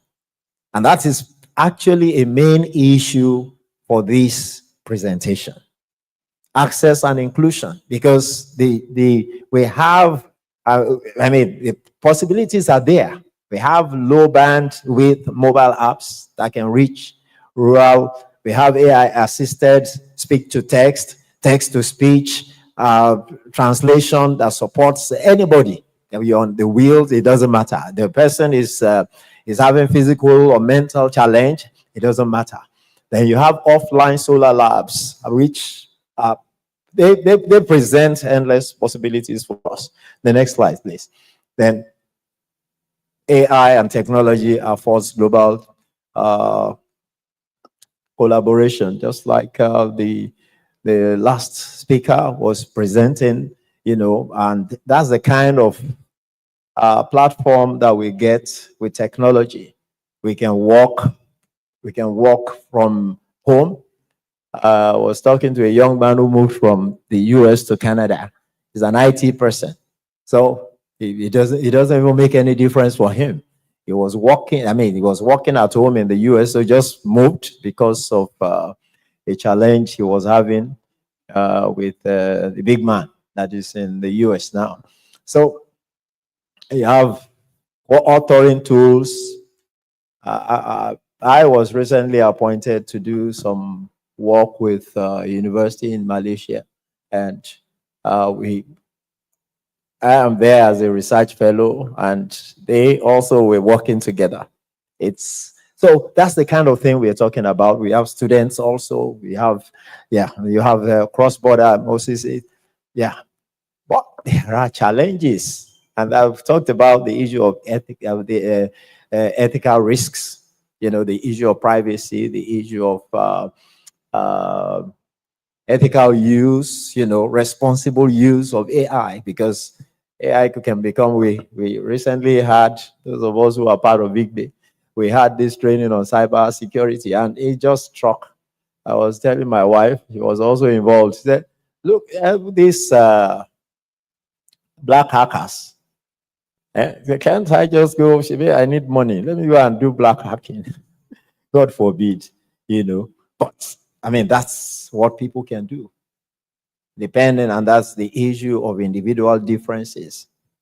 Somebody receives the same training and he goes out, just starts to sit down in his house, makes a plan, and all he's looking for is how to destroy some destinies. So that's why we need a policy in place anyway, and I think Nigeria is working hard at that. Then the issue of rural, urban, even the rich and the poor, because it does make a lot of difference. I was coming in from Ibadan this morning, and it got to a point I couldn't access the internet. I couldn't access, so I was trying to leverage on some things I have. Unfortunately, it didn't work. But I know that as I'm going out again now, I've said to myself, I'm going to do some, maybe VPN, do some other things so that I can achieve a lot more. So capacity gaps, yeah. The digital, okay, there was 70% of Nigerian public schools lack basic ICT. You will say 90%, but it's just 70. When we talk about it, we're talking about the teachers, we're talking about the students. A lot of teachers now you have mobile phones, so they are doing that opportunity. So, okay, so I still have it here. So I said, yeah, we want to address the inequalities in access to technology and the internet connectivity to ensure that no student is left behind. You know, then the other issue of ethical, I think I already mentioned that, privacy, algorithmic bias, you know, because a lot of the information that AI has to be Africanized, has to be contextualized. So there may be that confusion. And that is why they say, well, I think we should just go on. Then the issue of capacity building, the educators and administrators need training. Then change management. Then we face the change, they say, is the most common decimal, but most people, including me, don't like change. They don't like change. What's our strategy? Our strategy is to first to change our mindset. Change our mindset. We need to change our mindset. We need to improve on infrastructure. Before I came for this meeting, I was interacting with a friend, a social entrepreneur, who has had cutting-edge successes in providing education in the grassroots. He's still working on something like is having such impact in Southwest, in Abeokuta, and I think somewhere in the. I was asking him because it's not enough that we say government should do this. Government has a role to play. Government needs to make sure that there is an enabling environment provided, you know, and they should do that. And we should let them do that. When we call for accountability, they will definitely do that. So we must strengthen our infrastructure. We must begin to invest in reliable, cheap internet access. The one we have presently, we say they are cheap, they are not. They can be a lot cheaper. There are the free internet access that you find now, they are very risky. We've been told that they are not. Thank you.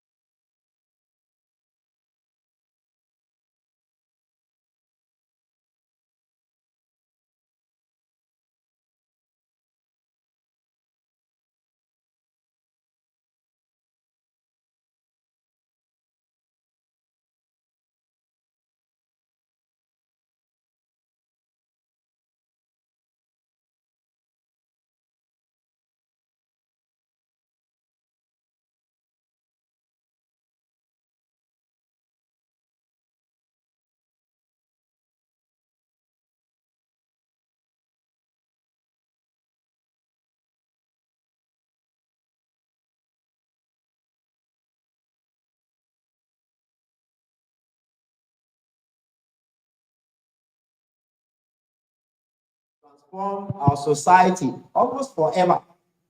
And that is the reason why I'm saying thank you so much, sir. Thank you, thank you, thank you. Sorry that we are really distracted here, but it doesn't matter. I think we are doing well. So now what do we do? One of the things, my friend, okay, I was already going past all these. Yeah, AI can democratize education, quality education, can make it go round so that every child, everybody, will have a feel of it. And I say that IELPN should lead on capacity, because since you've got this burden, since you've got this to start, this is like a platform that you have. We need to optimize it, to lead on capacity building, policy, research. And because we are researchers, we need to get involved. Together, we build future-ready learners. Please, next. Now, call to action. We say that we should lead capacity building in AI and technology, digital pedagogy. It's something is a step that must be taken deliberately. And I would say from the home.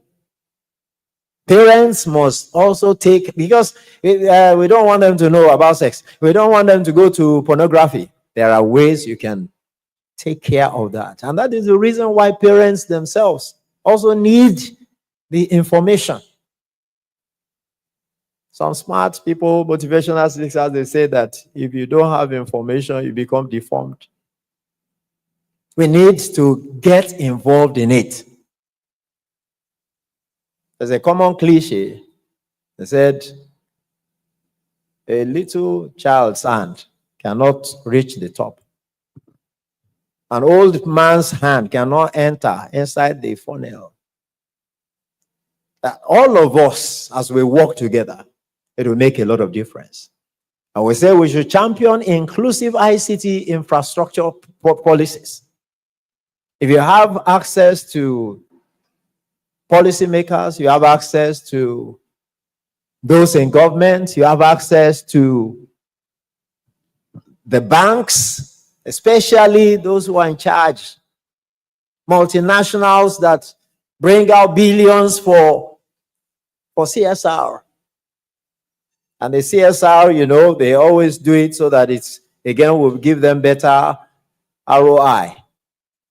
But we can work on it. And it's not, like I said, it's not about just now. It's about even the future. And I say we need to join IELPN's Tech Org.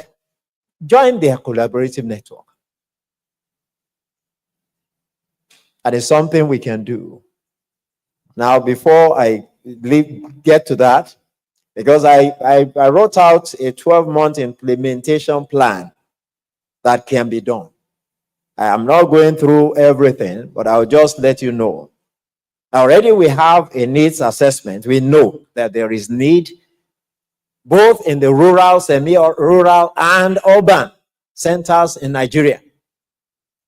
So we can do a pilot study. We can make these things available. We leverage with CAN, for instance. And there are other agencies I know of. When I was president of Nigerian Fencing Federation, I was in the US because we needed the weapons that we use as fencers.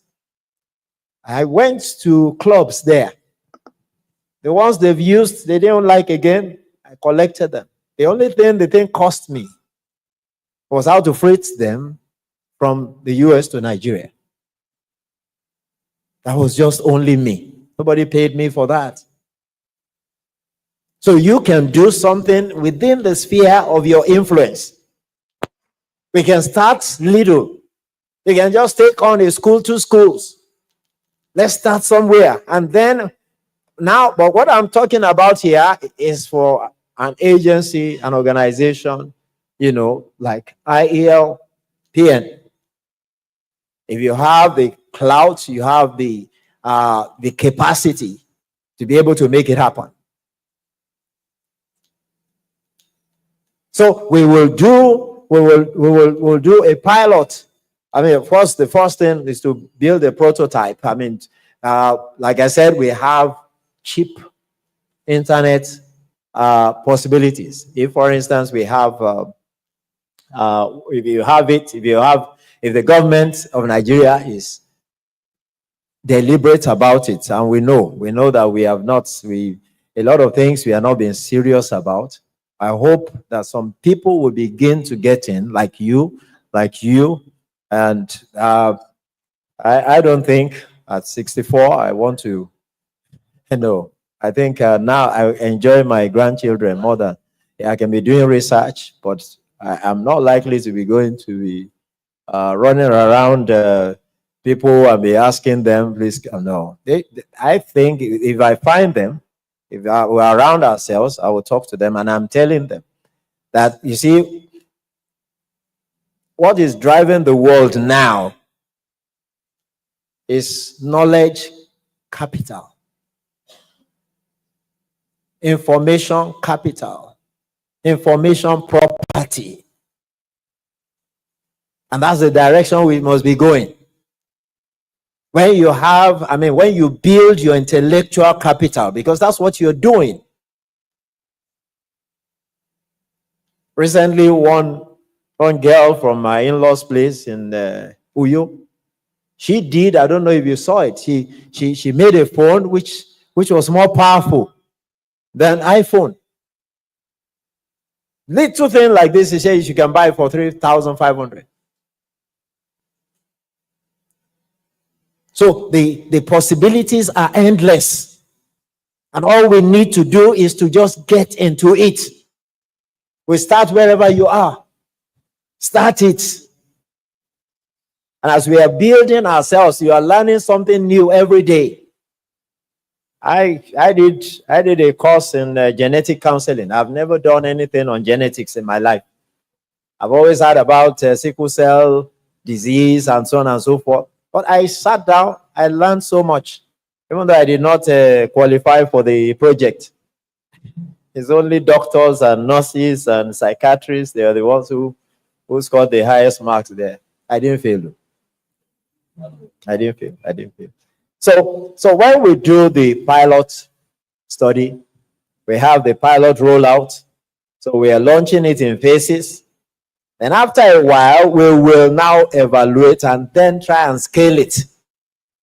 What we have done with 3 schools, with 4 schools, we begin to scale it. And the good news about it is that you will always find agencies, sponsoring agencies that are willing to put money down to do this. Nobody will give you money to feed.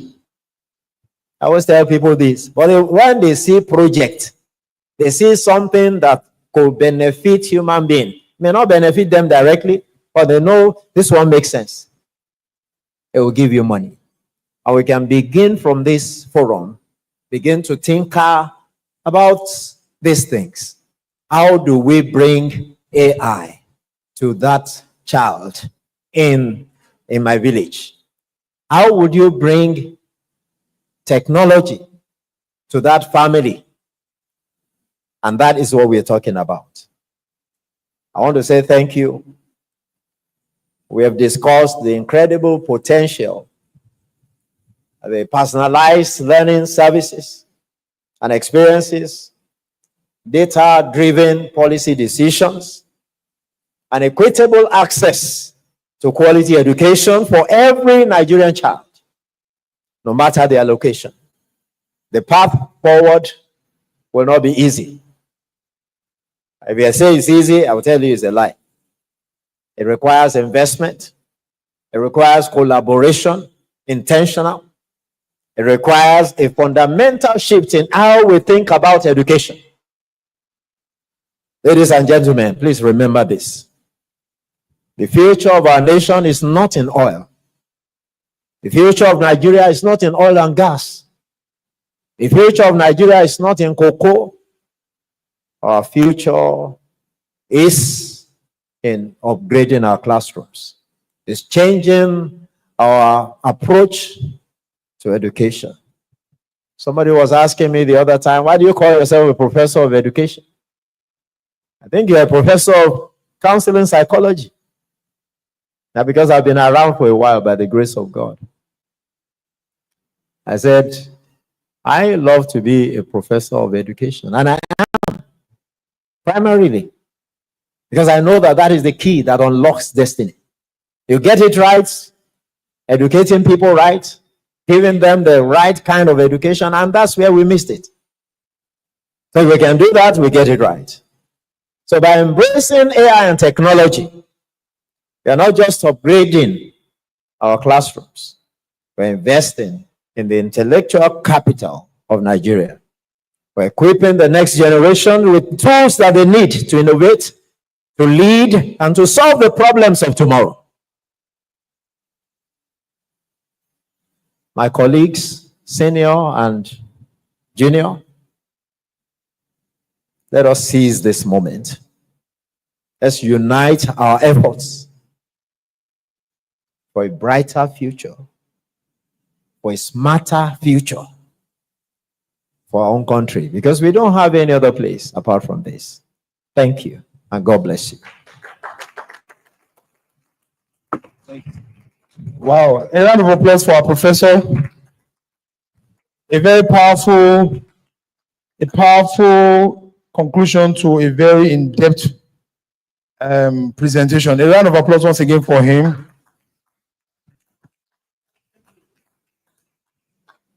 I know over time and time again, AI, robotics, has always been popping up.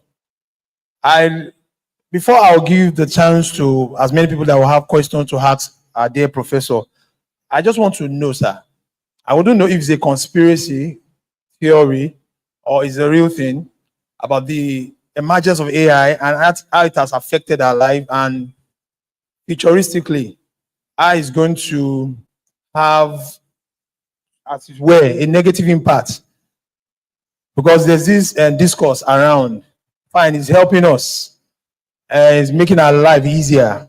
It's making things very, very easy. But there's been this discourse over time about AI taking our place as human beings, and about glitches around, about tech giants trying to rewrite what they've done before. I wouldn't know, maybe you throw more light if it's a conspiracy theory or it is true.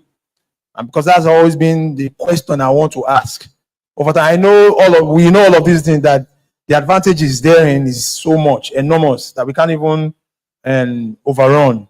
But if it's a conspiracy theory, it is true about AI coming to wipe out human race and replace us, as it were. Is this true, or is it a conspiracy theory? So I really quickly want you to do justice to it before I give the room for others to ask. Same way. Thank you, sir. Thank you very much. I am not God. I think that's the first thing. The truth of it is, it's what you have raised is legitimate and it is true.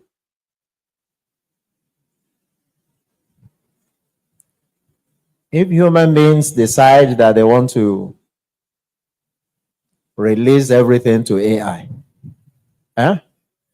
because what is AI? AI is a gathering, is an accumulation of human intelligence or intelligences.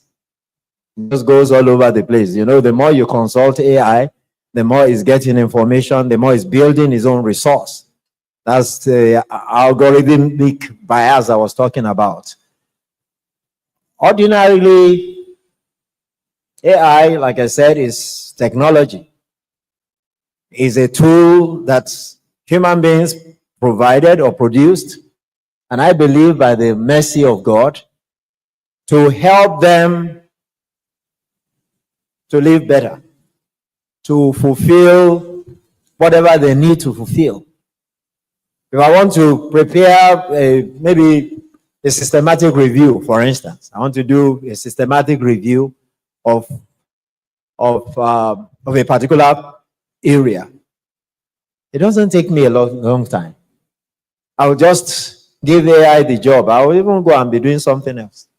It will come back and give me a systematic review over 20 years. Right? But you don't sleep there. I know some people already now, they don't do any other thing. They just AI. Like when I get to some people's houses, they say, Siri, what is it saying? I do that to myself. I can ask, hey, Google, what's going on out there? You know, and it will tell me. But it can make you become laid back. But I believe, just like one of my mentors will say, well, it's what you want with AI, that's what it's going to give to you. If you want AI to be in charge of your life, in charge of your community, AI will be in charge. But remember that AI is a tool made, and the tool ultimately can malfunction. Somebody was in front of a car, was trying to do something. I don't know if you saw that video. The car, automatic car, just started driving because it was malfunctioning and killed the owner of the car. That was not an accident on the highway. So for me, I know it is possible. We pray that it won't happen. Because AI also, they say it's generative, it's learning. And some people have predicted that it will get to a point that you will know so much. But I will tell you no. The reason is that the best AI does not have a soul. So it cannot be as flexible. It's limited. But again, if we have people who are lazy, I told you about this black hackers. They've taught us in cybersecurity there are white hackers, there are black hackers. And we've been warned, we've been taught, don't go into this one. But you know, when people have nothing they're doing, if you are not busy, they say that's the devil's workshop. Somebody may be going into such things. And before you know it, that person is destroyed. Not even directly by AI now, but it's destroyed because of the choices it makes. So, sir, I don't think it's a conspiracy theory. It's a real life theory. If human beings decide in themselves to be lazy, their creation will destroy them. I brought a dog into my house. It was about 2 years old. I was desperate. I've forgotten that if you don't have a dog when it's a baby, when it's puppy, that dog beat me. I can never forget. Yes. So in the same way, it's important, and that's why we need to have a policy, a clear statement policy for homes, for your individual life, for homes. People say it's Nigeria. Nigeria may not be able to get into your privacy. They won't stop you. So, you know, thank you. Just a follow, just one question. I'm happy. I want to thank you, sir, for this presentation, because it's good as we have come for a conference like this, begin to get more knowledge about how to manage our lives. One thing you mentioned about the AI, and that we don't have policies in Nigeria that will guide how we operate or how we use them. I just want to know, from your own experience as a university done, and who train students and map their scripts, etc. And in terms of assessment, at times they are given a term paper to go and do a research and submit, which will be part of the assessment to any course. Are there penalties? Because some of them can just go into AI and get this in and then they submit it. How do we assess? Is there any guideline to that, or do you punish any student for that, or is part of knowledge? That is one. Two is that I'm interested in that story you said about a student who was failing all about everywhere, and eventually they came to your side. You are able to help. How did you help that student? We want to learn. What was done to help such poor students? Thank you very much, sir.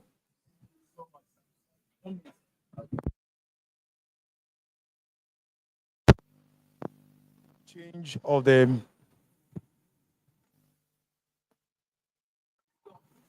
all right, it's done. Okay.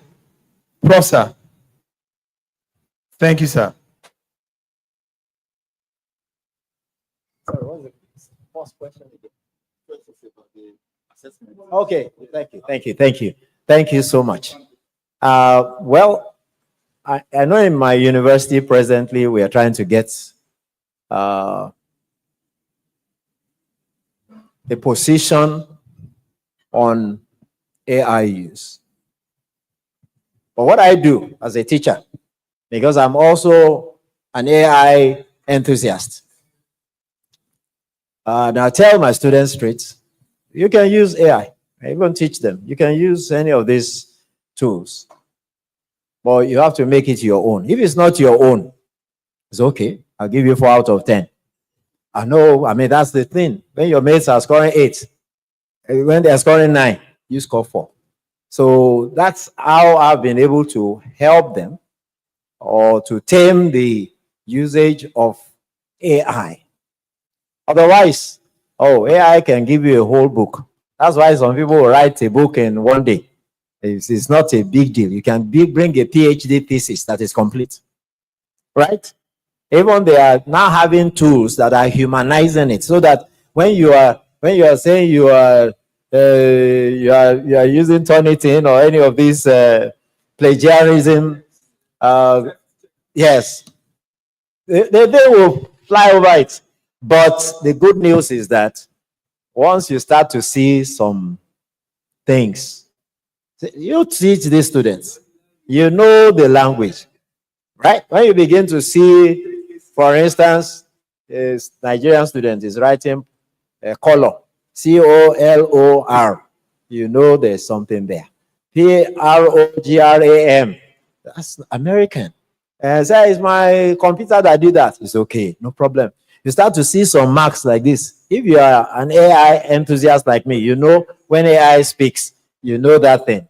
So it's not a difficult thing. But we don't have a policy, and that is why we are saying, because I have colleagues who are, I'm also old school, right? But they are more old school than me. So they may not even know some of these things. When I talk about perplexity.com that I prefer it to ChatGPT, they say, which one is ChatGPT? I said, it's not GBTO. It's just an AI tool that you can use. You know, so that is the thing. I won't mention the names, but I still connect those young people. I'm a psychotherapist. I'm a counseling psychologist. I'm a clinical counseling psychologist. I'm actually running a PhD in clinical psychology now. So I'm very interested in behavior modification. I'm interested in all these things. Recently, we did a work on autistic children. So how do we do it? Because they're coming to guidance and counseling. And that's the interesting thing. Now we have so many of them coming to study guidance and counseling in Lee City University. So I told my colleagues, I said, look, what you have done is not good. You know, the people they have rejected, nobody wants them. You now bring them, now we are not having 1, we are not having 2, we are not having 3, we are just having them. They are coming. I was wondering, I said, private university, you're having so many students coming to study this. But our approach, I've told them, well, since you have accepted them, because if you had told me, we would have called the parents, because part of the challenge you have in therapy is when there is no significant other, maybe parents or close friends or guardians, when they are not available, is a big problem. The ones we succeeded with so far are people whose parents were part of it.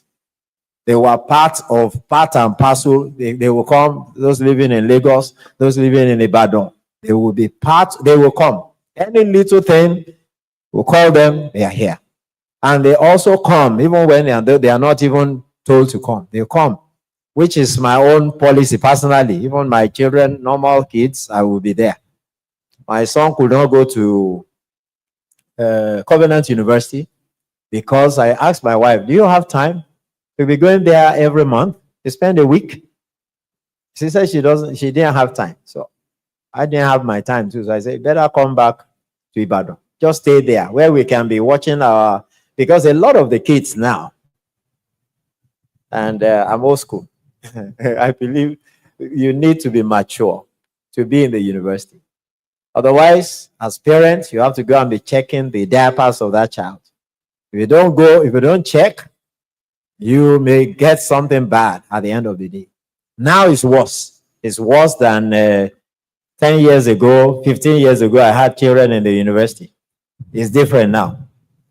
Totally different. This one is a more challenging. So if you have a child in the university, the son or daughter, then please, you need to, even though that child is fine, is doing well, you need to be close enough.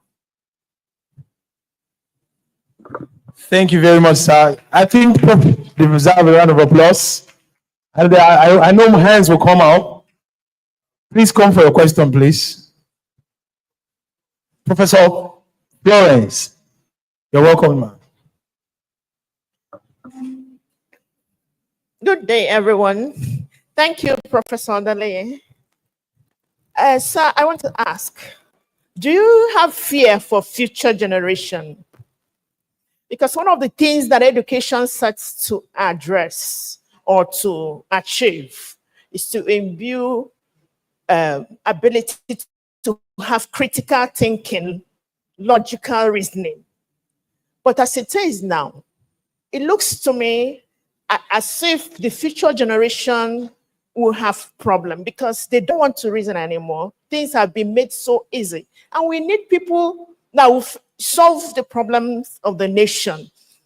By the time they don't have critical thinking, they cannot solve problems. What do you think the future will look like? I mean, I have been entertaining that fear. In as much as we want the life to. Thank you so much. Thank you.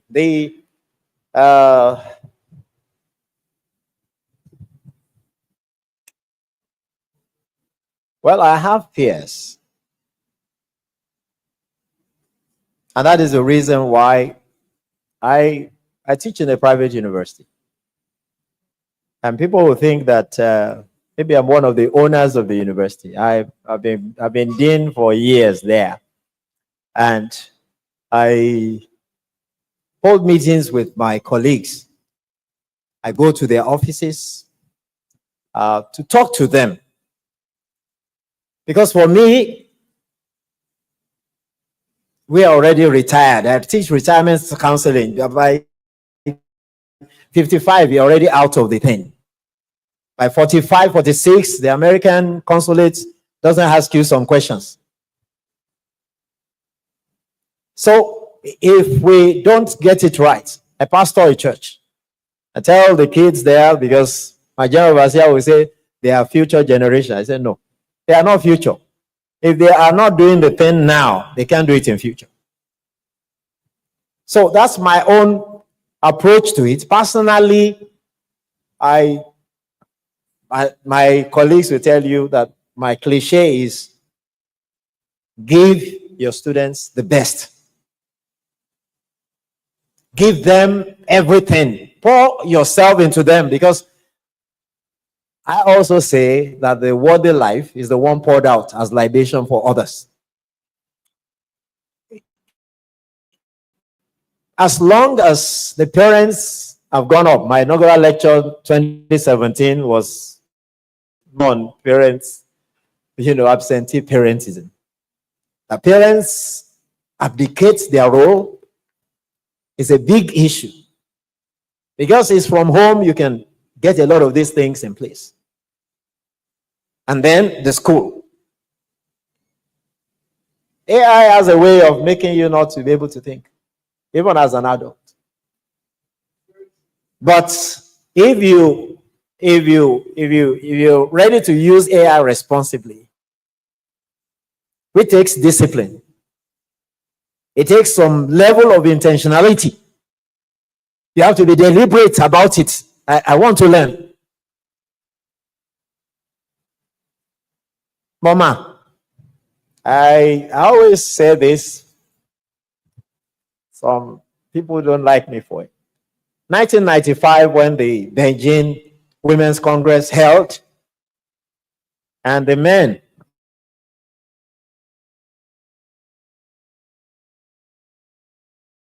scholarships, grants, everything to women, in the sense that, they are the disadvantaged people. I was asking some women recently, I was talking to them, I said, the men, very soon they will disappear.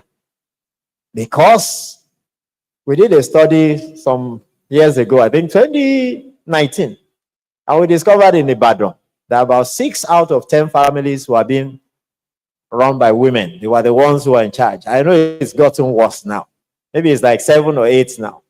They're the ones who are bringing the money because they have access. So it's a very interesting thing. Sorry, I'm going outside the question my Oga was asking. The truth of it is that except all of us get involved in this, AI will kill us, will destroy generations, will destroy destinies.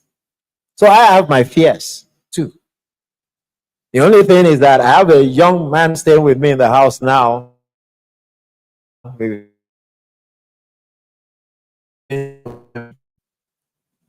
He's my student in the university. My wife is in Canada at the moment. I join her next week, God willing. So we will spend time together. I will make sure I'm drilling him. So one of the things I say he will remember me for is that this man, you always ask questions. You always want to talk. And that is the thing. So we have to make up our minds, whether in the mosque, in the church, in that social gathering, as individuals, let's begin to do it. Let's begin to do it. Let's begin to walk these young people up. Because as we lay our bed, so we are going to lie on it. If we don't even lay any bed, we'll sleep on the floor. And God forbid that even if we have no floor to sleep, because those children are the ones that will bury us. But if there are people who are devoid of the 21st century skills of analytical thinking, of creative thinking, of problem solving, and the rest of them, it may be tough. Those ones may not bury us. These are children who will carry their father and their mother, say, please, I need money. Even if I can be rich for 1 week. One teenager was the one who did that. So it's, for me, let's not behave like some parents. I've had a parent before who told me, counselor, please, that girl has her life to live. I have my own life.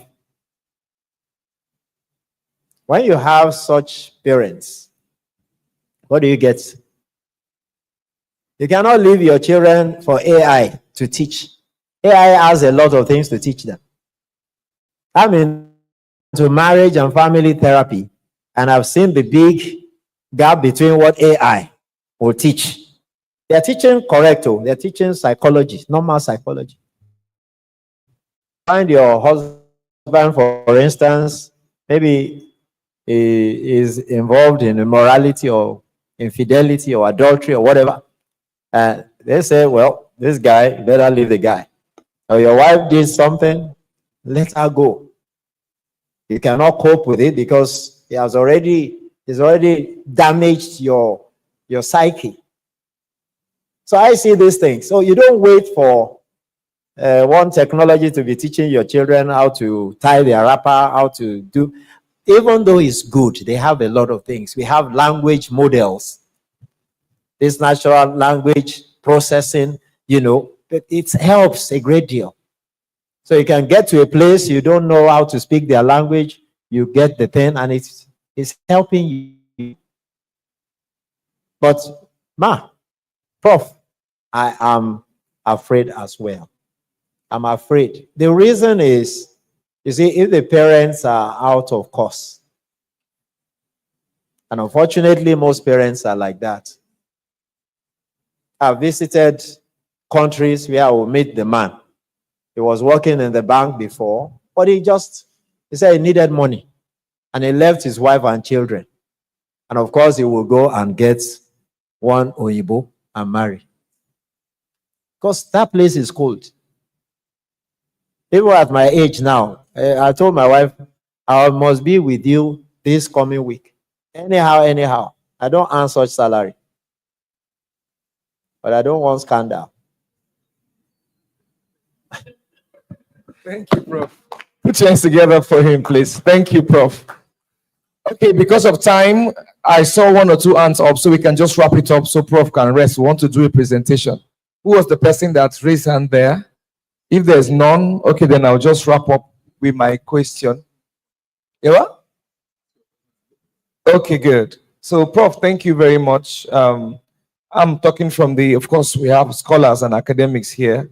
My point is, how do especially in time of promotion and assessment, not for the student level now, but as lecturers, how do they check work integrity outside the plagiarism part? Because like you've said, there are AI tools that also are smart, so how do they really check? Because I do a lot of writing with AI, and like you said, I humanized it, so it's difficult to find out, because people are really dull when they just depend solely. All the little narration AI puts, they dumbly add all and present, right? So I do those editings. Now, if I qualify me for a promotion, should I be qualified, especially in the Nigerian context? Because we have a lot of issues in our system where these people, with due respect, like, how can you write all these things in 1 year? Is it possible? How did you do it and all that? What are you saying as one who is far in the business? How is this possible? Is this encouraged? Is this a good thing? Is it an addition to education that people who are young, who are maximizing these tools, can they get what they are due? Because now there's an option for high flyers when you can write double the papers for a particular level, and then you explore it. And then those who didn't get it, perhaps they went through the traditional, conventional method. They are now like, how can you do this? And they are fighting it. What can be done? So we cannot be encouraging the use of AI, and then when we use it, we are now fought in the system for growth and promotion time. Thank you. That's a very valid question, and it's an issue that is, I think, is on the burner. But I belong to a different perspective because I left Tai University of Education 2006, 2007. Yeah, I left 2007. We started here together. So I found myself in a private university because I was actually pastoring in Ibadan. So it was a little cumbersome. So, and I know that in a private university, you either publish or you perish. It's worse in that climb. The reason, here, if you spend 3 years, and you've done maybe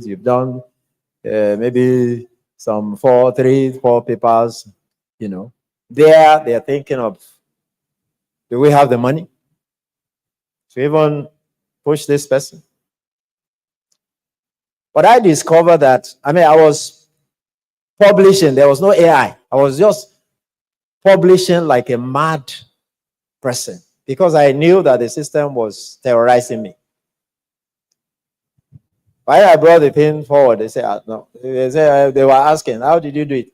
The other guys here, they are not doing something. Because truly, if you work in our system, for a whole year, you may not publish. A guy is a professor in UI now. He was with us. We got to A&P, Central A&P. The day was splitting. The retired professor from one school, he was splitting. He said, please, let's consider this man. The man had not published any paper for 3 years. Because he would do exam officer. He would do this. He would do part-time. He would do sandwich. He would do everything. So you have to release yourself from them. My perspective about paper writing. My daughter is a professor of chemistry education. Chemical, that's what they call it in the US. When they were going to promote her, I think all the roads, I still have the thing somewhere here. 6 papers. They said those ones were, that these things you did, that those are the critical, those are the things that excite them. So I have taken a position over the years that look, if you have 10 papers, if you bring 10 papers to the table, I will ask you if I were VC, chairman of the AMB, come and defend this thing. If you are able to defend it, if you are able to tell us, maybe you are even second author or third author, let's see what you've done. Don't just be writing for us, it's 20%. No, I don't want that.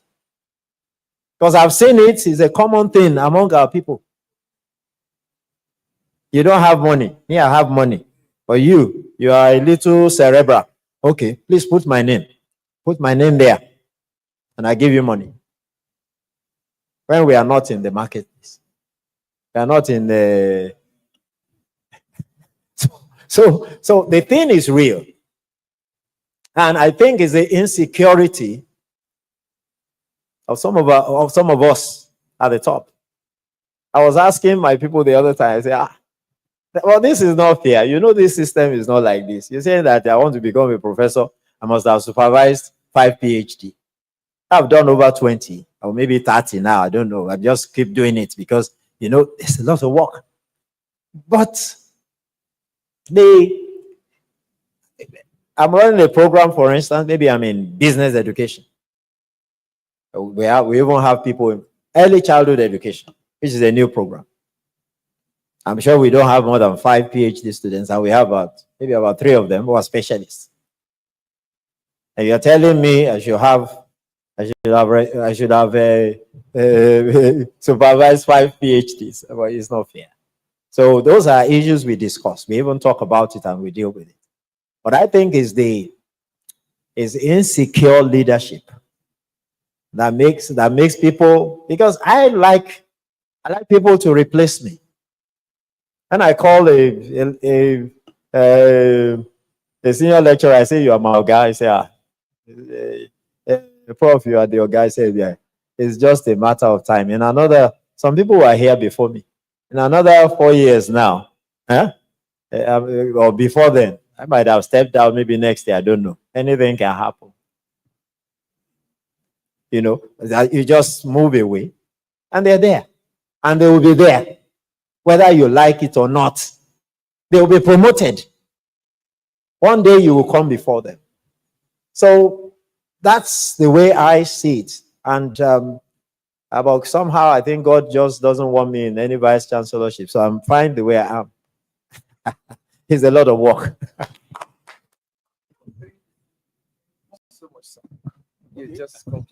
Okay. Well, may I join others in expressing our appreciation to Prof for that wonderful presentation? And for my own conclusion is, one, there are 2 sides to a coin. It depends on the side which you want to look at and focus. Oftentimes, we want to look at negative things and look at issues from negative perspective. But the reality is that when we look around in this world, the most good things that we see and cherish, when you take a second look, there are bad side of it. Even aeroplane is faster, and we have even modern ones with very super speed. But it's also when you decide to focus and look at that same plane from negative perspective, you say, oh, it's dangerous. And so the same thing, we look at technology. When we look at the theme for this year conference, excellence in education through technology, there's no way we can do away with technology. That's just the reality.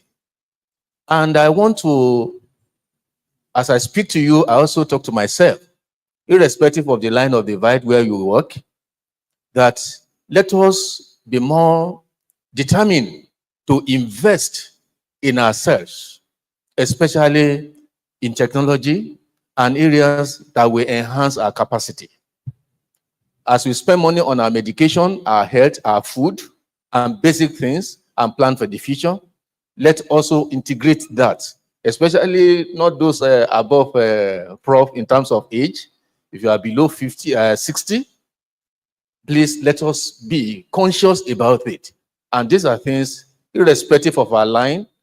If not, we just have our certificate, we have years of experience, and yet we're like a colleague we always say, we are no longer current. We are no longer attuned. We are still living in a glorious past.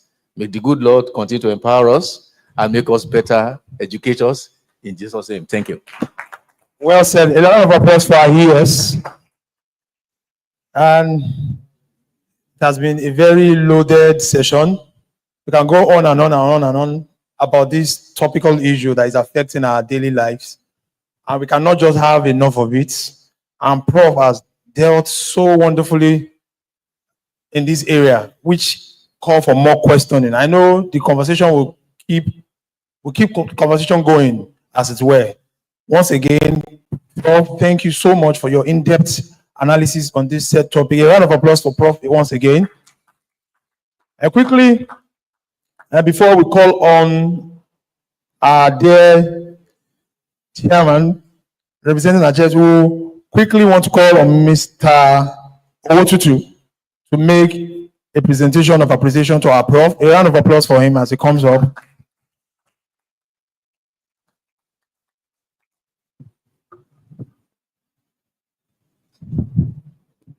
Yeah, thank you very much.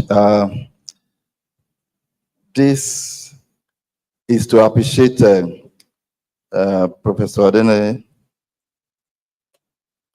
and on behalf of the Institute, I want to invite Professor Onwe to come and do this, our Prof. Thank you, Master.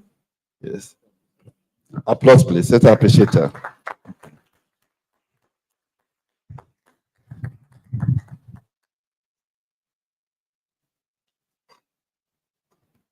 Thank you, sir.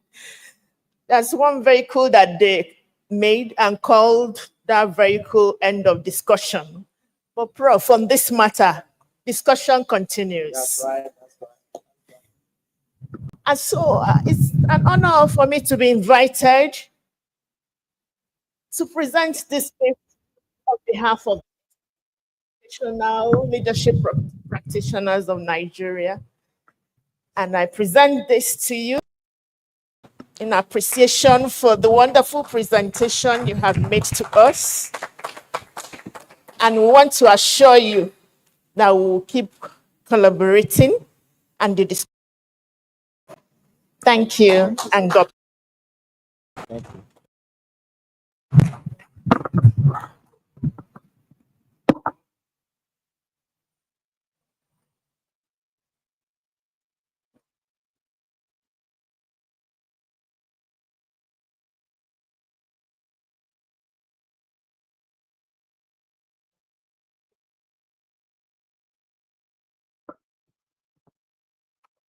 Thank you, sir. Thank you, ma'am. Thank you.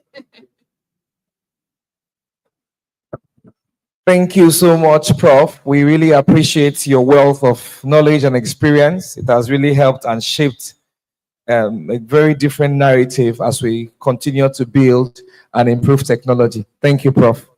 Thank you, sir. Thank you, sir.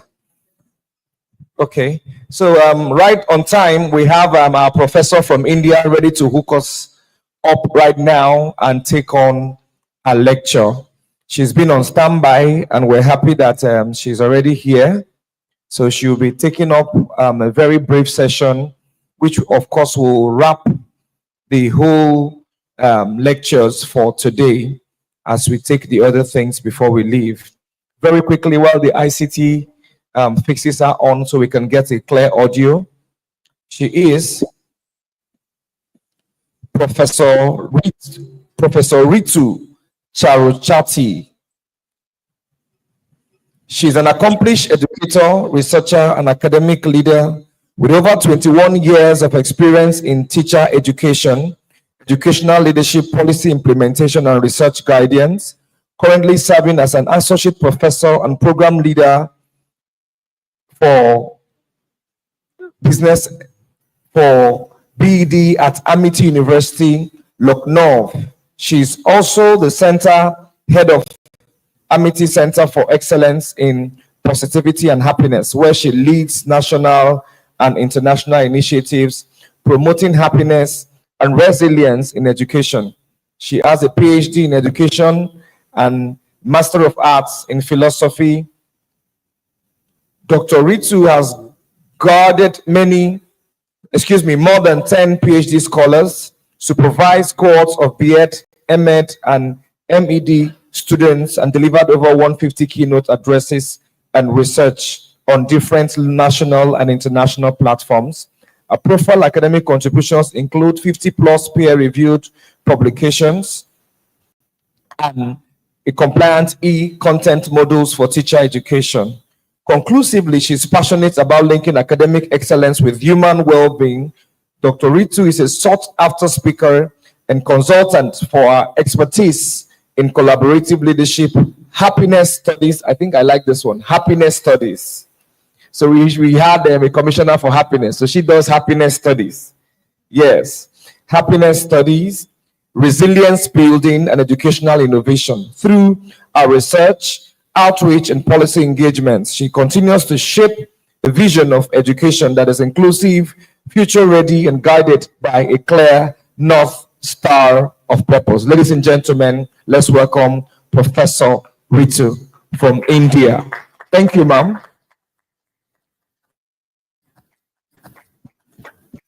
Gentlemen, let's welcome Professor Ritu from India.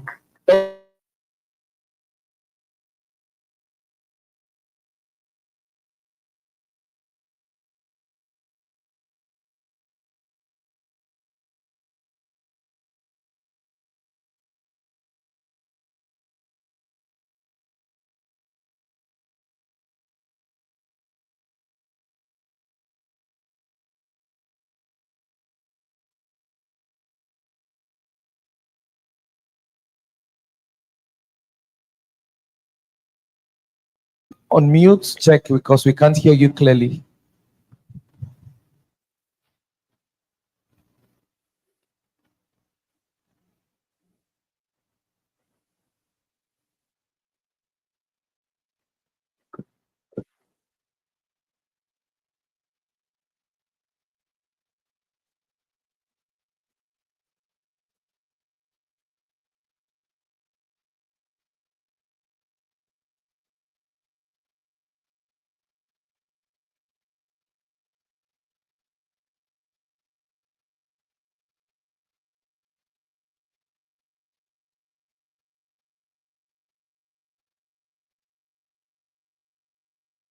Hello.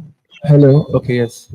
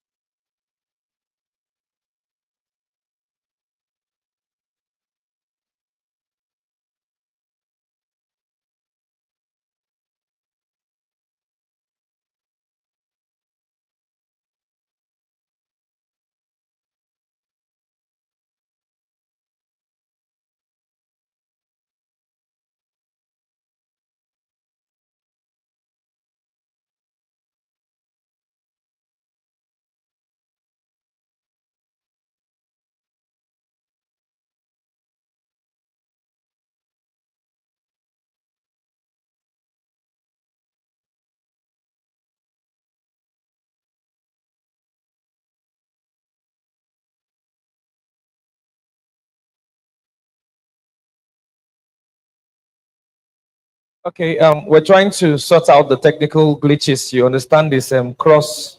Yes, she says she can hear us, but it's like our mic isn't very active. So let us sort that out and then we're good to go. Once the volume is up, we can all hear and do the needful.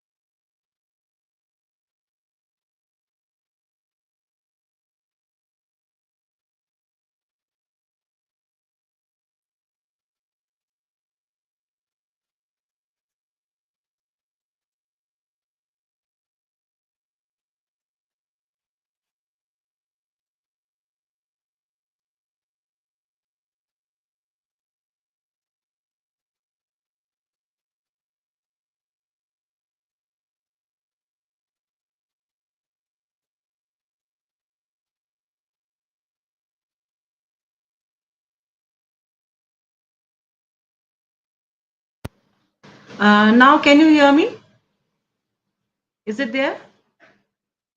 Okay, wow, wonderful. So sorry. Right. Should I start? Okay, right. Hello. Again, I'm confirming that my voice is clear to you all. Please confirm. Now I cannot hear them.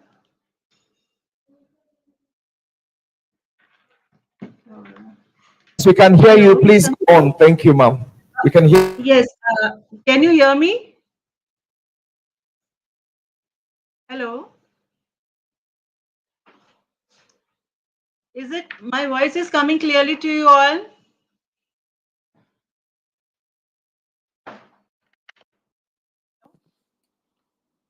Hello.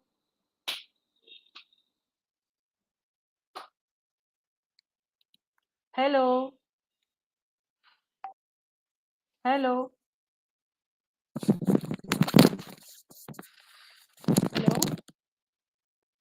Hello. Hello. It was. Did you hear me for a minute or so? Hello. Yes, we can hear you, please. We can hear you, ma'am. Did you hear me for a minute or so? Yes, we can hear you. Can you hear me now? Are you able to hear me? Hello. Hello. Hello. Now can you hear me?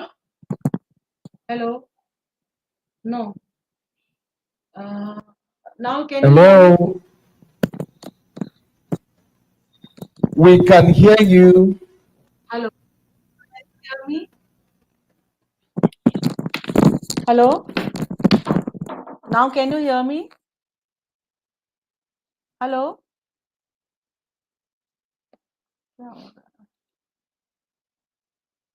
Hear you clearly. Hello. Hello. We can hear you clearly. We can hear you Now my voice clearly. is coming Please go clearly. on. Hear you Okay. clearly. Okay. We So, can hear you.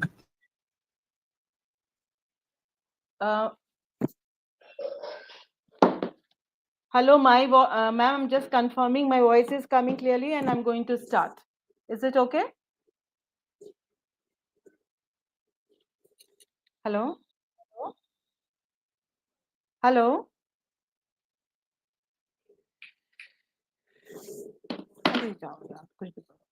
Hello. Hello. Hello. Ma'am, my voice was coming for a while or not?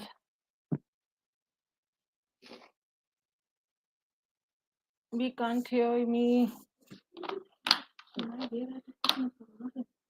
Hello, I'm ma'am trying my best.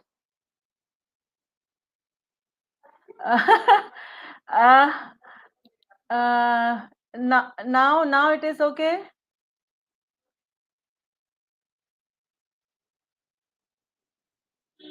Acha, okay. What's going on?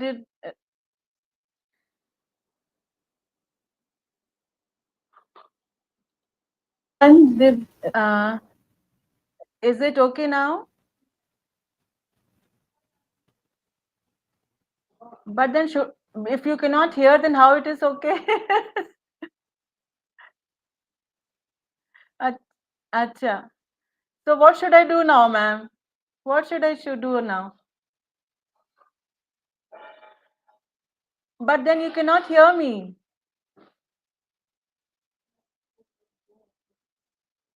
You can CAN can.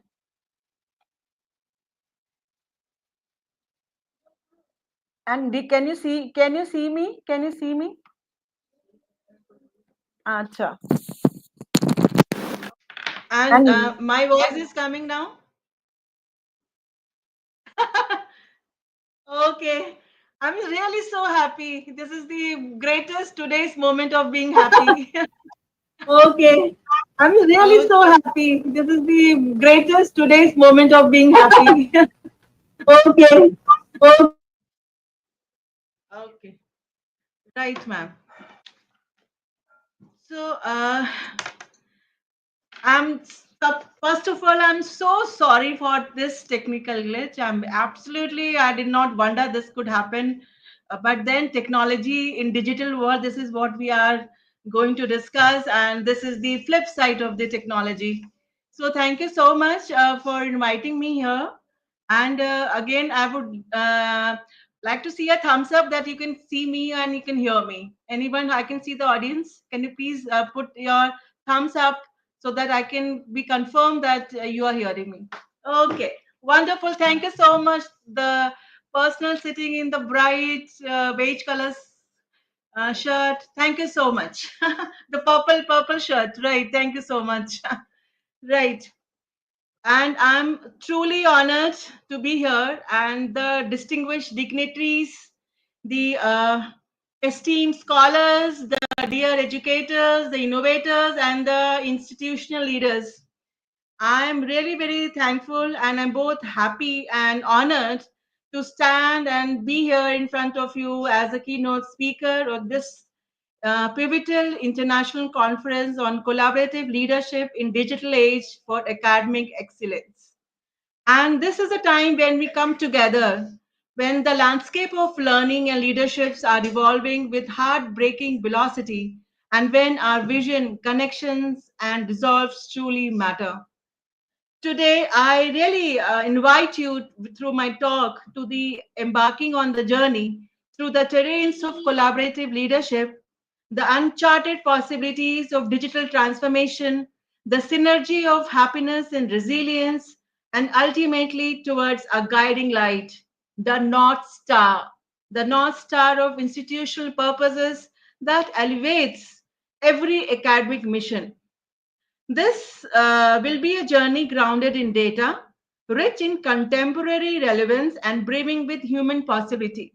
With this, I would like to share that I am taking care of a happiness center here, and it is one of the centers in India and in the world which is working in the area of measuring happiness. Earlier, we were talking about what is happiness, but right now we are talking about how to measure happiness, and it is all talking about science of happiness.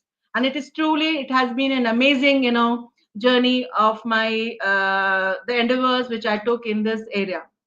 So first of all, I would like to, right now I'm not sharing my PPT because I feel things might go wrong. So I'm just trying to be, I'm not sharing my PPT here, though I've made it. I would share it with the Aliza ma'am. But then it is just to get the things going. I'm just connecting you here visually without any PPT of mine.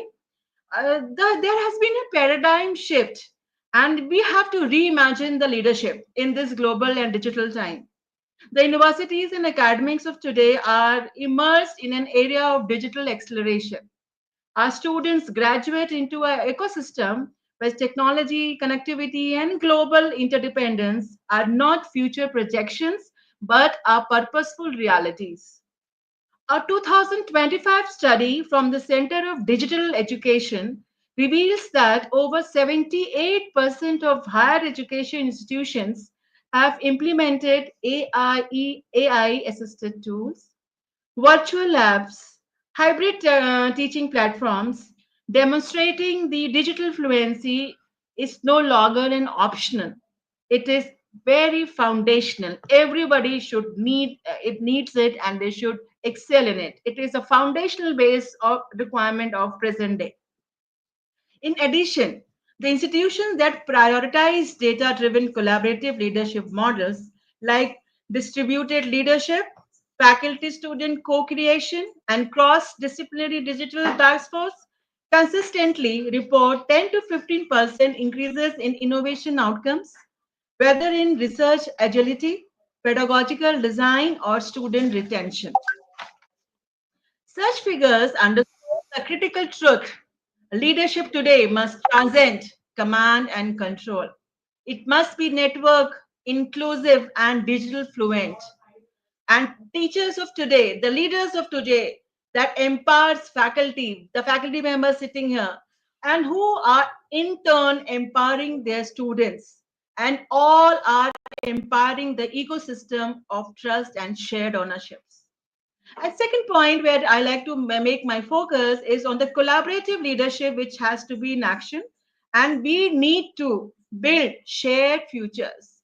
Right now, see, the beauty of the technology is that from India, and I'm here sitting, and this is a place, Lucknow, which is a small town in India. And I've been able to collaborate through digital technology with you all sitting in Nigeria. So this is the beauty. So we need to have a building, we need to build a shared futures amongst us. What does contemporary collaborative leadership look like on the ground? This is a big question we need to answer. It's about reimagining hierarchy, fostering agile partnerships, and co-creating intellectuals and operational infrastructure. Let us now imagine what visual is coming to our mind. The picture visual innovations labs where faculty, students, external partners collaboratively design curricula using digital tools that captures and scale insights. These spaces are revolutionizing curriculum design and students research. And also consider the faculty councils augmented by student-led digital forums, dynamic platforms that democratize feedback, ramp up curricular responsiveness, and elevate a sense of belonging across academic communities in the entire globe. And what are the benefits we derive and how can be measured? See, the recent metrics shows that institutions with such collaborative models have achieved, I'm talking about the data, have achieved 12 to 18% of uplifts in student satisfaction and notable decrease in the course withdrawal rates in hybrid environments. Faculty engagement scores too see upward trends, reflecting how participatory governance can re-energize academic teams. I am basically a teacher educator and working in the area of education development. I have seen the collaborations, the teamwork that actually change the meaningful engagement in the classrooms and amongst the across the institutions. And that is all that we need to build. Right now, sitting from India and Nigeria and the people abroad, let us come together and collaborate.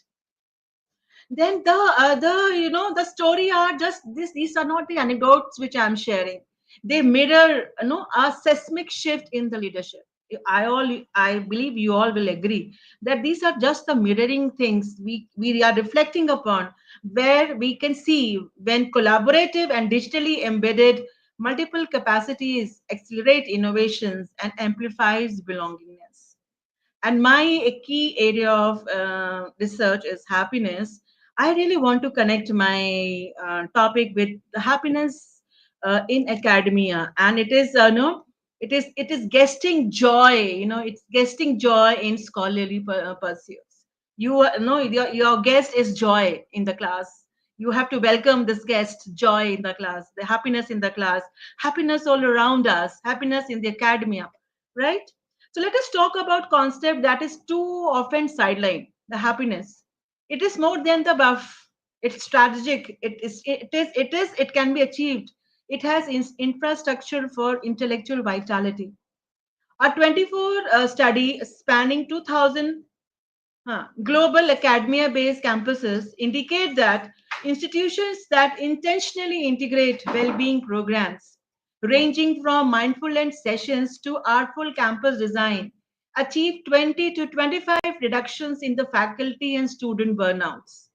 Beyond wellness programs, when campuses celebrate milestones, foster peer recognitions, and build communal rituals, they create emotional ecosystems that positively impact innovations. One study found such emotionally healthy environments boost creative thinking and collaborative outputs by up to 35%.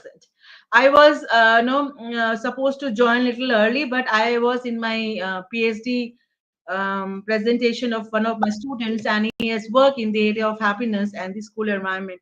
And very beautifully, he has come out with only those schools, students are yearning for learning where the everything is welcoming, right from the academics to the non-academic environments. So this is what can be done, and we all can come together to make more meaningful engagements amongst each other. And when the institutions across the globe, through well-being programs at micro levels, it leaves accessible digital mental health hubs and spaces, both physical and virtual, where informal connections, laughter, renewal are celebrated. We need to celebrate all those things. And by integrating well-being as a measurable institutional goal, equal in status to research output and accreditation target. Here we all should, try to create a happy ecosystems around us. In modern academia, nurturing joy isn't indulgence, it is essential maintenance. This is what I like to focus. It is just not you have to be happy, you have to be joyful, but it is actually as essential maintenance that has to be taken care by the institutions and the leaders of today. And then comes what will happen. We'll have an ecosystem which is resilient. We need to transform this technology disruption into reinvention. And how this will happen, the resilient society will be created if we are collaborating. Leaderships are so dynamic and they are so happy, and they are introducing well-being programs in and out amongst their ecosystem. We are no strong no we are no longer strangers to the disruption. And the COVID-19 pandemic, geopolitical flux, and technological disruptions made adaptability a survival skill. Yet some institutions didn't just survive, they have transformed. Data from 2024 report of Association of Universities shows that campuses investing in digital resilience practices such as comprehensive emergency response plan, hybrids learning environment, a robust IT governance, managed to uphold graduate rates, limiting declines in just 5% even amidst disruption. Moreover, those that conducted regular crisis simulations fostered flexible instructional design teams and enabled cross-functional collaborations, recovered operationally 50% faster. You see the data, what is coming. You're going to recover 50% faster if the entire leadership is resilient and believe in the transformation. And then, resilience is just not about the weathering storms, it is about the architectural adaptations.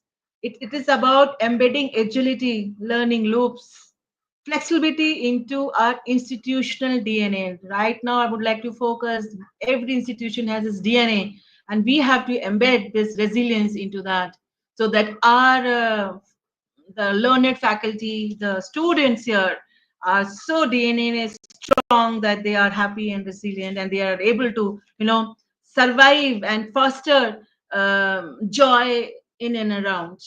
And that can only happen when the leadership is believing on collaborations and also taking care of the situations around them. So I always believed in the concept of having a North Star, and I want to be my North Star here, and every institution should have be their North Star. The North Star is something like gives you a sense of direction. So be a North Star wherever you're working. You need to be a North Star where others are getting light from you. They are getting directions from you, and they are able to navigate in their life. Teachers and the leaders are the lighthouse. I believe they are the lighthouse, spreading the light across thing. They are the North Star where others are following them. So finally, and we arrived at the North Star through my collaborative things, through my happiness, resilience, nurturing joy, embedding into the DNA of institutions, the resilience. I really want to, from my keynote here, that we have to be the North Star of the people around us, that they are positively inclined towards us and they are moving in the directions we are being able to provide the light to them. And it is a metaphorical, what is a North Star? Actually, it is a metaphorical axis that anchors us amid instability and change. I hope everybody knows it, that it a metaphorical thing, but then it provides as an anchor. It is an anchor that help us to provide stability. It will help and the change which is going around us. Who is the powerful North Star? Who is a powerful leader? Which is the powerful institution? Here I go. The institution that is purposeful to cultivate global leaders who shape an equitable knowledge world through agile, digitally enabled education. Those institutions, those leading leaders are the North Star. And also one of the characteristics of them is the timeless. It withstands the shifting tactics, the technology, and the turnover. It is stable. It is not getting affected by any of the things. It is always the guiding light, and it is unifying. The beauty of leadership is to be unified. It is unified. It orients every member of the institutions towards a shared vision. A good leader is not the one who is just percolating his thoughts downwards, but it is the leader who is taking care of the entire team with a shared vision.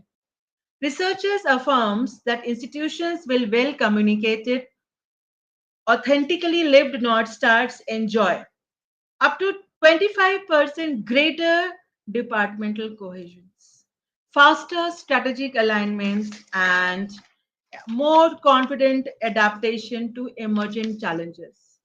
And when we anchor ourselves on purpose and translate that that visible narratives, rituals, and metrics, we build institutions that don't just pursue excellence; they define it. See, ultimately, it is the institutions, excellent institutions who are excelling in there, they are defining the leaderships. And that is the beauty of being the North Star. And then we all right now, if I try to weave out the tapestry of what is leadership in collaborative thing, I'll to sum up the entire thing, weaving it all together. The leadership is the tapestry. What is a leadership tapestry? I hope if I have been there, I would have asked because right now there's no chance of me interacting with you all. But then, what is coming to your mind? I'm just giving you 1 second to think. What is coming? What is the tapestry of leadership? The leader who's collaborating, who's spreading happiness, who's making it purposeful. It is that putting it into DNA that of the institution, that the resilience is our definition, the pursuit of excellence is our definition. That is the beauty of the leadership, and that is the tapestry of the entire leadership endeavors. Digital now, my themes and leadership tapestry. My question comes: digital collaborative leadership, what it is? I believe that is a methodology, how we listen, how we co-create. I'm just not talking about creation, I'm talking about co-creation. I'm talking about interdependence. I'm not talking about dependence or independence. I'm talking about interdependence. And at all these things need to be amplified. And then what is happiness? That's the emotional and psychological infrastructure, ensuring we thrive and just not function. This makes you to thrive. It is just not functioning. Your system is just not functioning. It is thriving. And that is what the leadership tapestry of happiness means. Then what is the resilience in this leadership tapestry? That's it. It is an organizational muscle, enabling agile reinventions in the face of complexity. And then what is the North Star in this leadership tapestry? That's our anchor. That is what we are anchoring, keeping us are true to purpose, especially amid during turbulence. We need to keep our purpose whenever the turbulence is there, and whenever there are crises are there, and then we prove ourselves to be the North Star. So this is the framework which I would suggest through this conference. Leadership tapestry where digital collaborations, happiness, resilience, and North Star come all together. And this framework of connected, joyful, adaptive, purpose-driven leadership is just not distant ideal. It is our most urgent imperatives.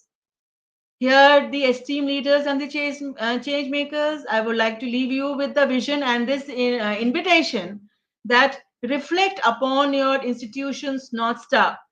Is it clear, compelling, lived? This is a question you have to answer. Is it clear? I'm again repeating. Is it clear? It is compelling and it is lived. Are we are living to it, or we are just focusing on it? We just know, but we are not living to it. So we need to think upon whether you are really a North Star. We are a North Star in the life of the people and the institution and the globe. Then we need to examine the state of collaborative leadership. Digital, it has to be digital, it has to be inclusive, it has to be co-created. And are you scaling on it? Are you rising? Your scaling, the scaling up is done. Are you you're just stagnating, or you're scaling on it? And then ask yourself, is happy, is resilient learning integral to your ecosystem? Or is well-being still an afterthought? You need to think on it. That ask yourself, is the happiness, is the buzzword in your ecosystem? Or just afterthought, okay, the person has, well-being has to be taken care of and nothing has been done. So dear esteemed members of this conference, my dear students, the faculty, today as we share the insight across these themes, may we collectively forge strategies that root institutional excellence in humanity, innovations, and resilient purpose. Let us pledge to build digital age institutions where leadership is shared, joy is foundational, challenges become changes, and excellence is defined just not by outcomes, but by our unwavering alignment to purpose. I hope you have gone to the each and every which I'm saying right now. I would request you all to take a pledge that we need to build an institution where leadership is shared. Please pledge with me that your leadership is shared. Your joy is foundational.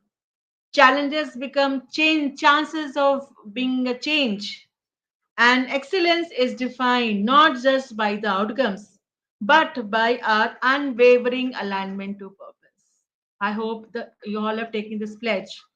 Thank you all and all the best for this journey. And may your leadership radiate clarity, courage, and heartfelt brilliance. Once again, I'm so thankful and glad to be the part of this conference where I was supposed to be physically present, but somehow it did not work. But then I'm so very glad to be here on this platform, and I'm really sorry for the technical glitches. Things were beyond the control. Thank you so much.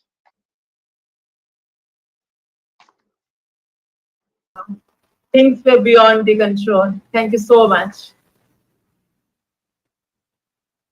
Thank you so much. Thank you so much, Professor Ritu. Thank you. It was indeed a very, very insightful lecture. Thank you. And we hope to really appreciate you. We send you the warmest regards and appreciation from the Institute's leadership, the board of the governing council, and of course our CEO, Dr. Fumilayo Lusa, sends their appreciation to you. We thank you and we hope to see you very soon in Nigeria. Thank you. Let's put our hands together for her. I'm looking forward to, and our next step for some MOU is also on the way. Let's see how it is happening. Thank you so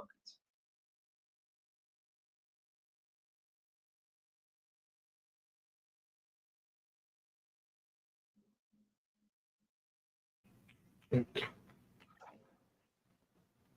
Okay, I think she can go.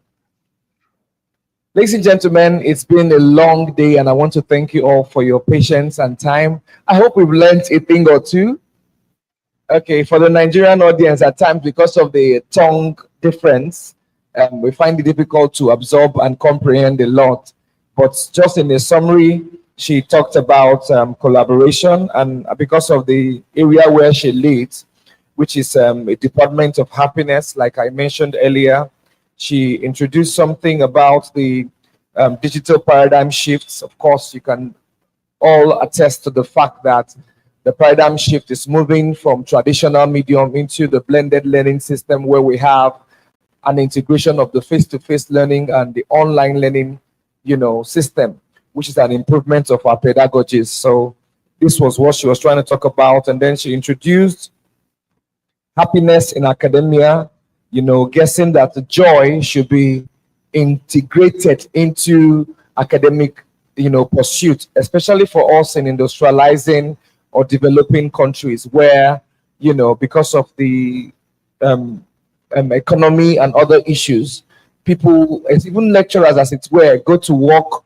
with so much sadness, combining family, trauma, and other issues into the job. She's advocating for the inclusion of joy and happiness in the course of your work, and that in the academic DNA, we should be able to add some level of ease by extending that joy, which can, to a large extent, influence even those we teach and impact knowledge on.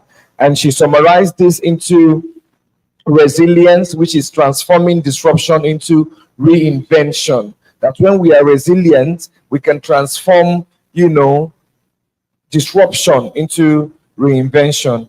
And then she also talked about the North Star, N-O-R-T-H, North Star, which she called a metaphorical axis that anchors us amidst instability and change. That we all have a North Star, which can make us become drivers of change in our respective institutions. That irrespective of what we face, we can become the North Star in that institution, thereby ensuring that we can bring some level of calm, through resilience and transformation to introduce change and reinvent ourselves. And it can also aid collaboration, teamwork, and improve on our relationships. So these were the key aspects of what she said. And then conclusively, she weaved it all into leadership tapestry, bringing the North Star, bringing transformational leadership, and also bringing technology, which all would drive change, collaboration, and international governance in education. Can we put our hands together one more time for that very thoughtful speech and lecture from our keynote speaker all the way from India? We've come to the close, if you like, of this event. It's been a wonderful one from yesterday up till today. And then to do that, we've had a little of the interactive sections during the different classes. So we just keep that and move to appointments and recognitions. The Institute wants to make some recognitions and appointments to deserving individuals and also appoint them into the body of the governing council. Thank you. And thank you. And then after that, the communique team, please be on standby. The communicate team, please be on standby because you'll be coming right after the appointments and all. Then we just have announcements and notices. We distribute certificates of participation, and I bet you'll be out of here. Once again, thank you for your time. God bless you. Over to you, Registrar. Thank you, ma'am. Thank you very much. Once again, I want to say a very big thank you to our guest speaker, Professor Odeleye. Thank you very much for that insightful lecture. And to our dear Professor Ritu Chakravarti. She's a friend and a very lovely person, energetic and active when it comes to education and research.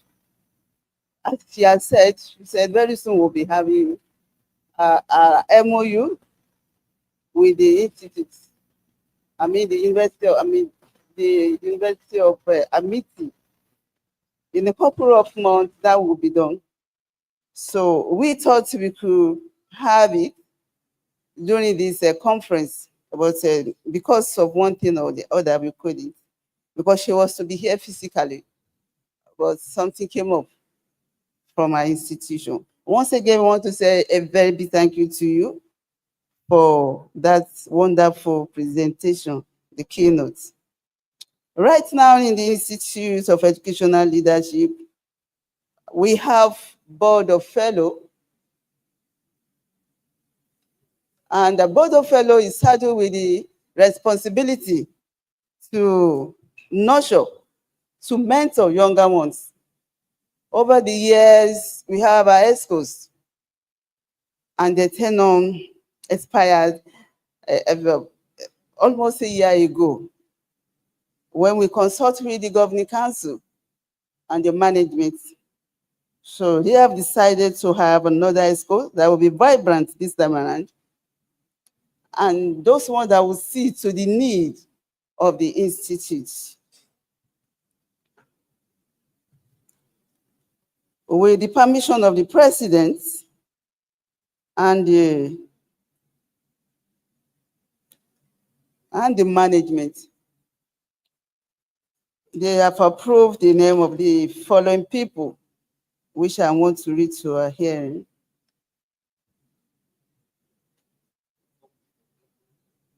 For the post of the chairman of the Board of Fellow, we have Mr. Rotimi Jiboku. Can I please have you come outside? Let's have you on stage.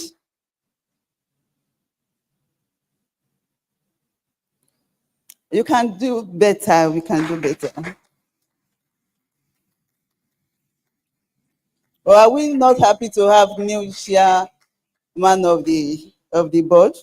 Then the vice chair goes to a dear fellow member, Chief Mrs. Folashade Ogidengbe.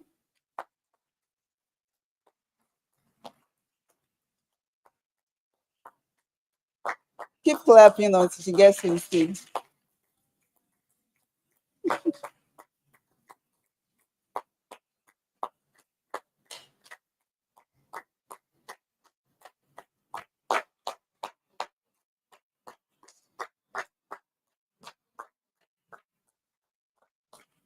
Thank you very much. And the ESCO is not complete until we have the secretary. And the secretary goes to our dear fellow members. So, Niyomi.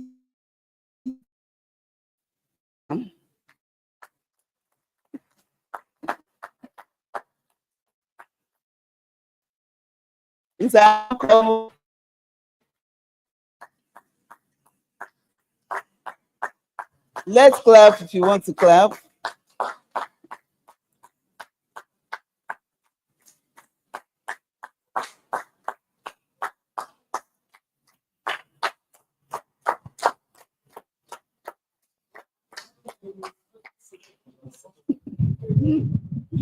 None of them has been informed before.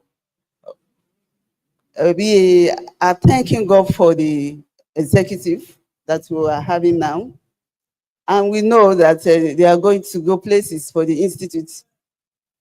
Somebody said amen. You can say it louder. Amen. So the terms of reference have been given to them, and if they have not got it, definitely by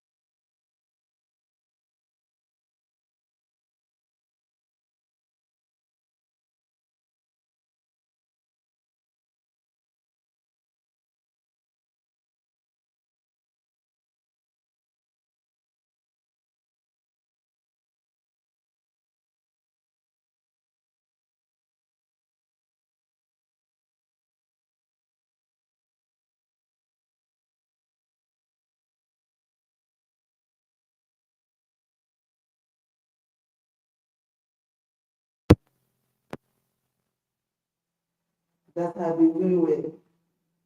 Those that are never always look up to, and the most effective, the most active. I have with me Mr. Taiwo James Oladipo.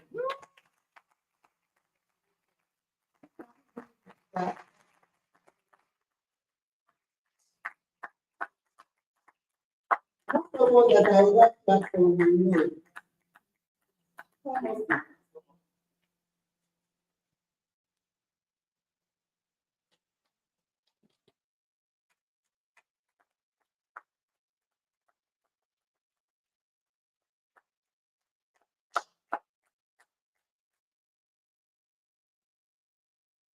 want to call on someone that Reverend Jacob Ogonika to make this special presentation.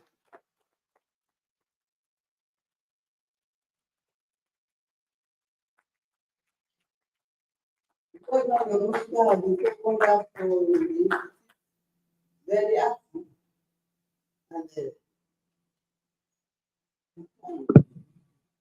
Thank you, Mark. On behalf of every one of us at the Institute, I present this to you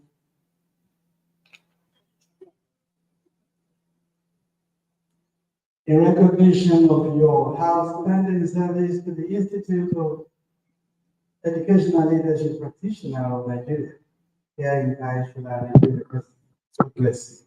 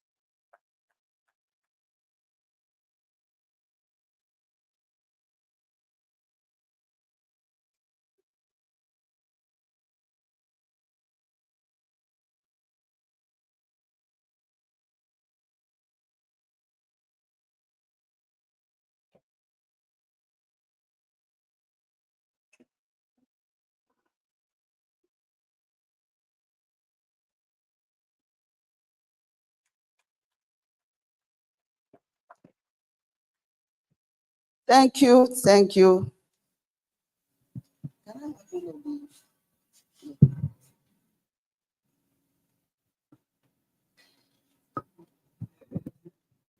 Before we move to communicate, we just want to say a few words about some of the notices we have. The most important one is the one you have at the back of your pamphlet. So it's been published already, and that's Kigali 2026. So I know some of us might have read it, but I just want to make more focus on it. That's the leadership immersion trip to Kigali. It's not just a trip, it's a program that every leader in this place should embrace. The date is from 16th to 21st, 2026. We have the cost. The deposit is just $350. The total cost is $1,500, and it covers the return international flights, that's the economy class, the 5-night hotel accommodation. It might not be shared room anyway. All entries and toll fee, the daily meal and ground transportation, the local transportation in Kigali. Yeah, we have travel, insurance, and a visa advisory fee. And last but not the least, the certificate of participation. So most of the things we'll be doing is also on the page. Strategic engagement with universities of Rwanda leadership. Visit to African Leadership University. It's not just a visit, we are going to have a kind of rapport and engagement, a deep one like that, with the university. Then we also visit the Innovation City. We call it the Innovation Hub in Kigali. The tour of the Carnegie Mellon University, African campus, Kigali City and Cultural Tour will also be explored. And the women engagement or empowerment visits also, and lots more. The highlight is not limited to all this. So we implore each and every one of us to embrace it, to join us for that wonderful program, even as we had it last year or early this year in Ghana. So we want more people. You can start saving from now. We have a payment plan, both for the early bird and the regular one. So let us make most of the opportunity that we have. Before the closing remark, we want to call on the communique department to give us the communique for this conference. Then after that, we'll have the closing remark. Mrs. Ologbenla, please.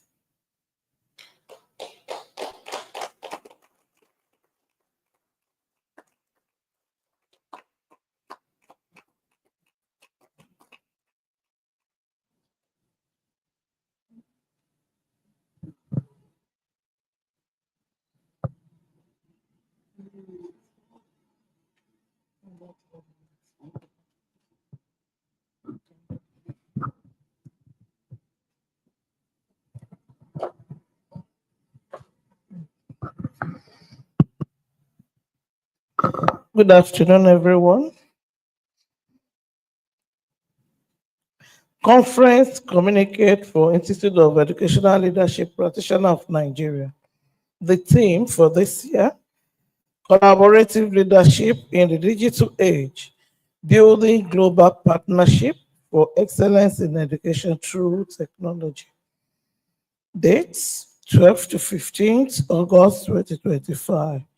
The venue of the conference, Aishola and University of Education, Ijagun, Ogun State. Introduction. The Institute of Educational Leadership Practitioner, in pursuit of its mandate to promote visionary and transformative leadership in education, convened this international conference on the theme, Collaborative Leadership in the Digital Age, building global partnership for excellence in education.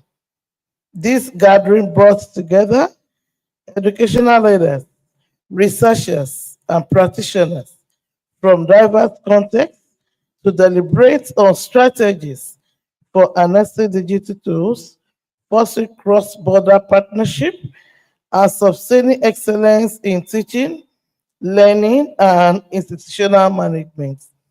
This conference prioritizes the following: redefining education in the digital age, digital age leadership. Under this, we have tech-driven vision, Gen Z expectations, shared accountability, inclusivity, and collaboration. We focus on the mindset shift, the transition from sole source of authority to facilitator of collective intelligence, empowering shared influence across all stakeholders. B, collaborative leadership, not traditional leadership. We also focus on technology as the fiduciary tool.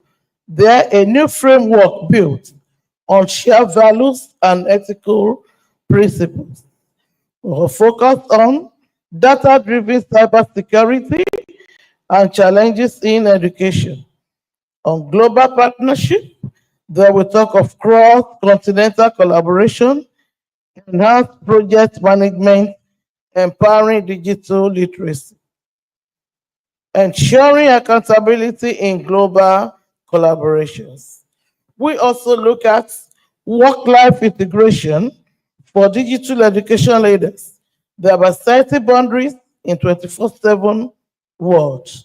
There we look at the differences between profitable and non-profitable tasks.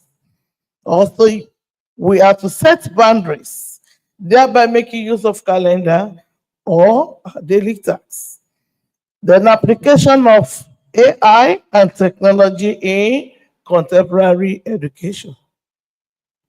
Despite the promises of collaborative leadership in the digital age, institutions, schools face significant challenges in harnessing its full potentials, amongst which are basic infrastructure, insufficient bandwidth, unreliable electricity, limited digital context, entrenched hierarchies, protection of data, costs, ransomware attack, skills gap, limited IT resources, limited teacher digital literacy, financial constraints, outdated technologies, theft, different war time zone, fear of job displacement.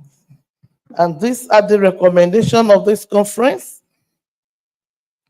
Stakeholders should be involved in conference. Implementation, training for teachers. Innovative competence, strengthening data security, promote data literacy, invest in technology, data-driven cybersecurity, cyber safety education, fostering a culture of security, and implementing robust error management framework to enhance resilience against cybersecurity, data loss prevention solution. And lastly, we are to create digital well-being guidance. Conclusion: this data age demands boldness. There should be a collaborative leadership among educational stakeholders in this digital age. If we must achieve excellence in education through technology, we are the architects of Nigeria's educational future. Therefore, we must embrace technology, foster collaboration, and lead with purpose. Thank you.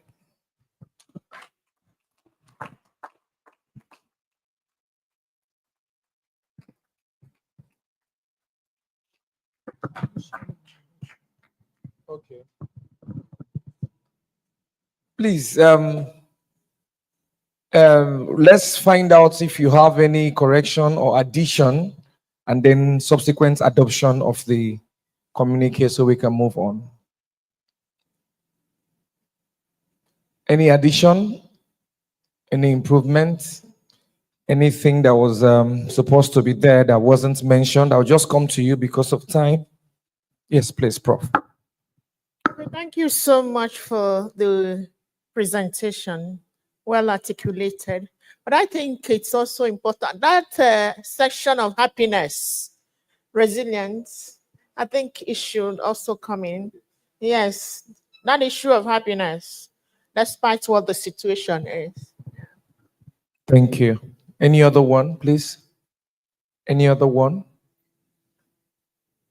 Okay, in the absence of any other addendum, I think we can ask for an adoption. Yes, can we have someone to adopt? Yes, please.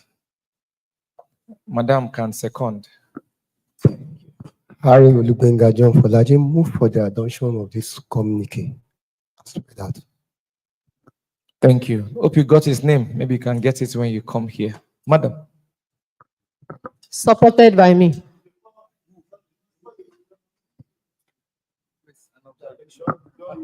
An observation?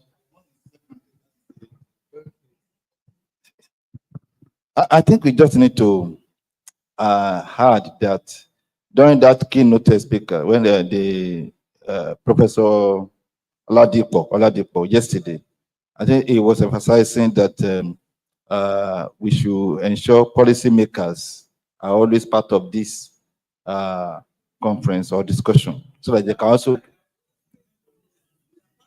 Yes, well, if you can also emphasize that too, because when we say stakeholders, they might not see themselves because they are far away. They are politicians and they are ministers, commissioners, governors. They are indeed policymakers. Thank you. Noted. Yes, please, Madam, you need to second with your name clearly stated. Seconded by me, Amushan Abiodun. Thank you. Let's put hands together for them. Okay, before we finally take our leave, would invite the thank you, ma. Yes, please. Thank you. Would invite the CEO, Registrar, Dr. Olusa, to give us the closing remarks. I would really desire that this conference comes to my school, University of Africa in Bayelsa State. We should better consider us. Are you bribing us or what? Thank you very much, Mrs. Olanike Ologbela, for that very concise report.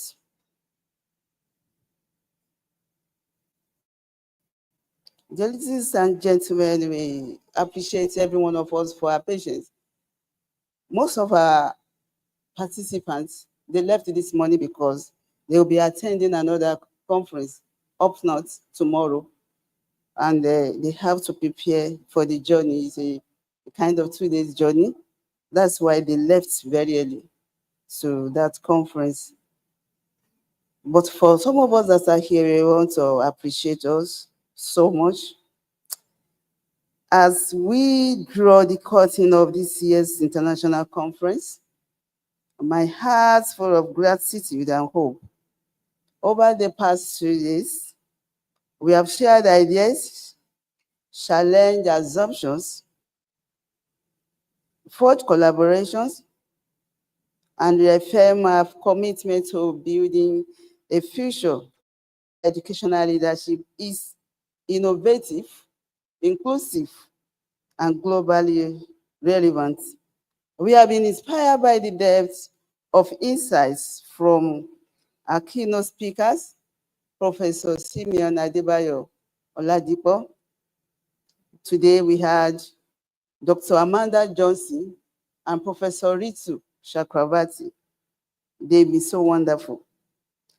And their perspectives have broadened our understanding of leadership in the digital age. We have listened to practical strategies examine case studies, and explore pathways to foster excellence in our schools, institutions, and community. Our deepest appreciations goes to Professor Ayobami Salami. Even though absent, but he sent his goodwill message. And also to the representatives of Ogun State's Commissioner for Education, Science, and Technology, ably represented by Comrade Olarotimi or Oluleye. We are also profoundly grateful to our hosts, the VC of this great institution, Professor Oluwole Banjo, and the entire local support team, ably led by Professor Ekundayo Samuel Oladipo. I have to mention their names.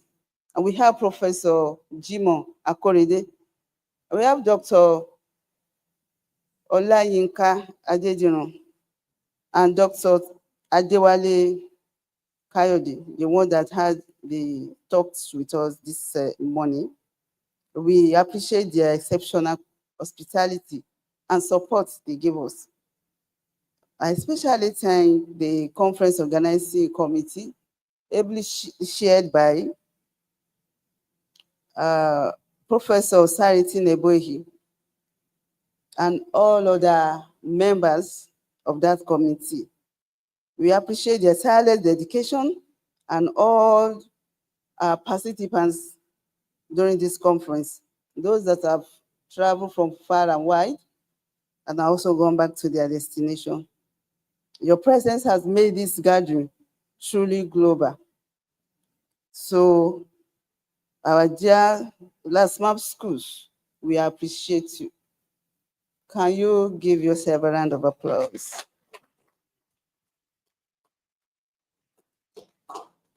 Your participation and encouragement mean a great deal to us. You have made this conference a success.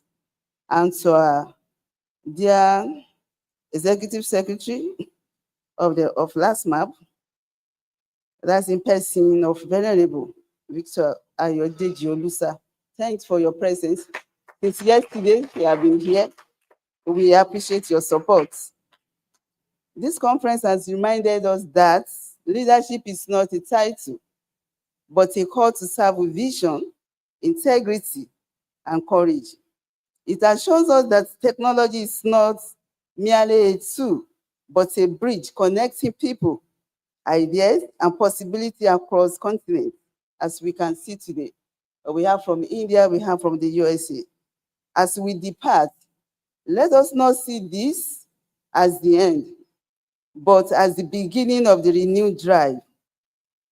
Our institute may be very young, and the journey ahead is long. We need like-minded people.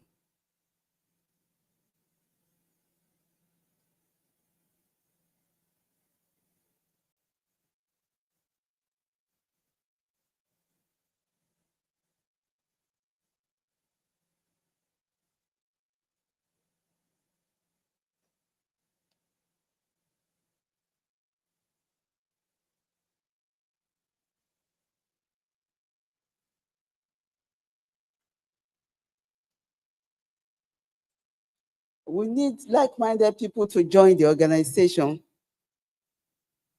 Just as we had during our induction yesterday, that we have new set of fellows amongst us and full membership. So for some of us that are here today, that are yet to be part of that drive, that are yet to belong to the Institute, please join. It's a clarion call. Please, we want you to come on board, to share your idea with us. That word of knowledge that has been inculcated in you that you have. Please share it with us so that at the end, the global village of education will be enriched. On behalf of the Institute of Educational Leadership Practitioners of Nigeria, we want to thank everyone that has contributed immensely to the success of this conference. I won't leave this podium without appreciating some of the people that have made this possible. Our appreciation goes to the ICT crew. They have been amongst us since yesterday. We value you. We thank you so much, sirs. God bless you. And to the ICT director, Taisho University of Education, that's the person of Dr. Ademola Adenubi. We say a very big thank you to you. We also want to appreciate the EduSam organization, EduSam Limited. They have been with us, supporting us since when we had our press conference, because we used their office. We thank them and the organization, the head of the organization. We said a very big thank you to them. We have some ushers among us. We thank you. The photography, video coverage department. Thank you very, very much. And our anchor men, our anchor persons, Mr. Mayowa Kinwale.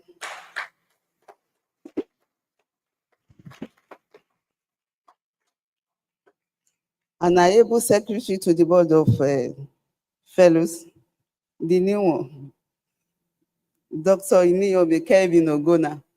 Where is he? Okay. Thank you very much. You did very well. You did very well. God bless you all in the name of Jesus. We thank, on behalf of the Governing Council, our virtual participants. We must appreciate them too. They have been watching us since yesterday. Thank you very much for keeping that space and the platform alive. Next year, by God's grace,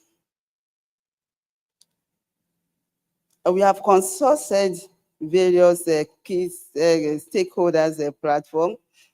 And for our next year, as you know, we always take it around our 6 geopolitical zones. Last year, we had it in the central one, the central geopolitical zone, and that was at Abuja. This year, we are here in Southwest. Next year, we won't be here. Definitely, we are going somewhere else, and that is Southeast. Do we love that? We'll be in Southeast. You want to know the state? Imo State.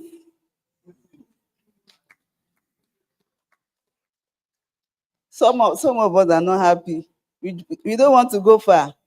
Some people came all the way from Taraba to attend this conference. And we had some people from Port Harcourt, they came.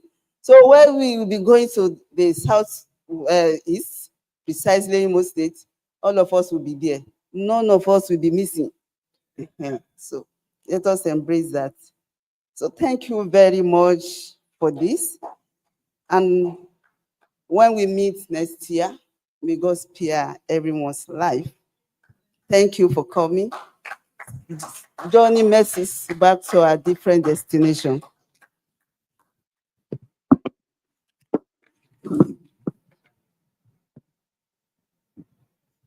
One more thing. On behalf of the organizing committee and also the the Governing Council, we want to appreciate the efforts of one of the directors, that director for consultancy, and also the Governing Council, the person of Mr. Kayode Otutu. Please, I must not miss that. Thank you for all the effort you have put, traveling from Lagos to Abeokuta, Abeokuta to Taswed. Thank you for your time, and thank you for the success. Together, can we say a big thank you to our CEO? She's amazing, amazing, amazing. Thank you so much, Ma.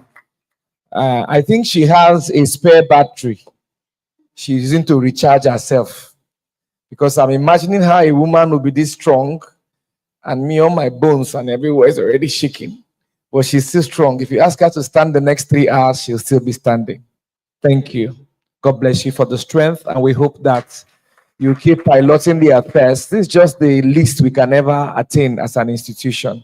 And thank you for the appointment. This was the greatest shocker for me.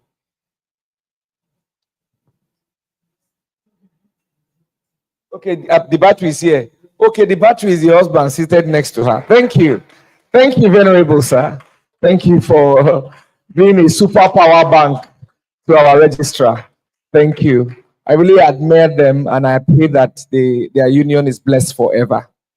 Amen. Once again, thank you on behalf of myself and my co-MC. It was really a journey, and we hope to see you again. Unfortunately, not in Bayelsa, but in Imo State. Thank you. God bless you.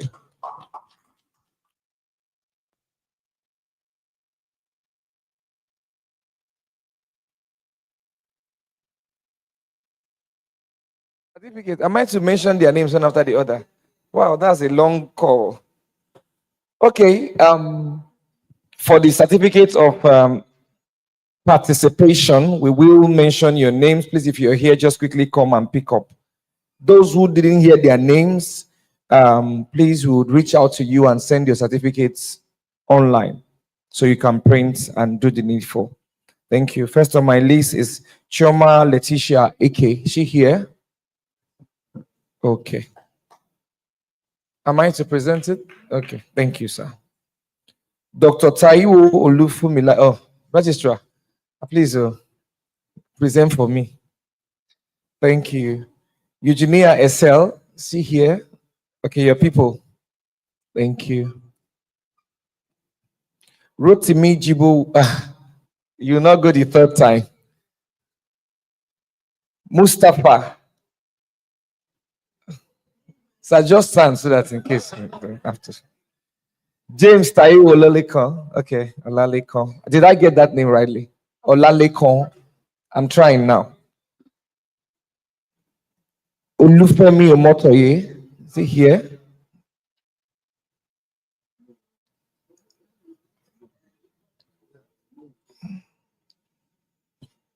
Olubukumi Kehinde Ajibola. Thank you. Jibola. Thank you. Okay. I think you need to help me now. Come and be pronouncing Yoruba names. Oh, yes. A round of applause for Dr. Kelvin. All right, Lawrence Oyebanji.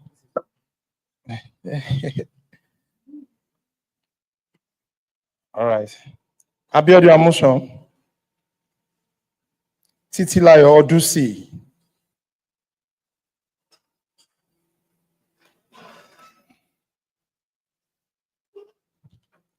Olasumbo Maria Turner. This is for you. Professor Samuel, okay. Ekundayo Oladipo. Okay. Dr. Adewale Kayode. Dr. Yinka Adediran. Professor Akorede Olufumbi Jimo. Professor Tolu Fashino.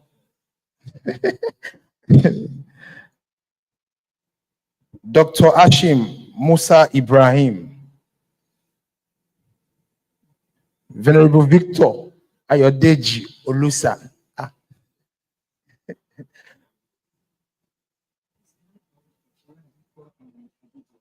All right. Oladipo. I think Professor Oladipo. I think they've collected it. Oladipo. Yeah. Reverend Jacob Ogunyinka.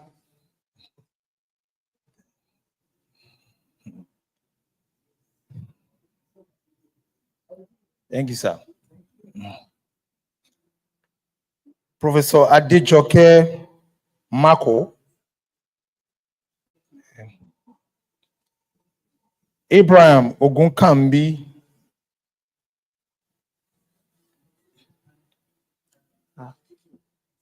Mr. James Taiwo Olalekon, I think your name appeared twice.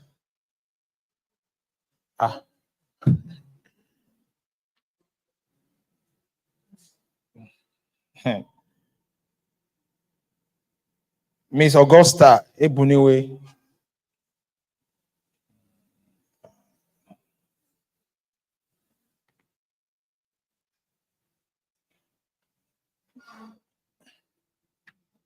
Chief Mrs. Folashade Ogedengbe.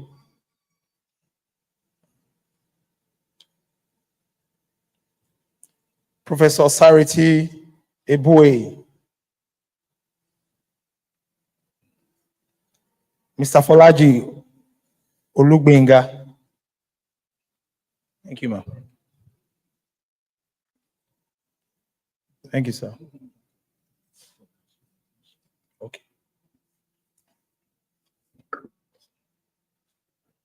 Mrs. Tope Akinwusi.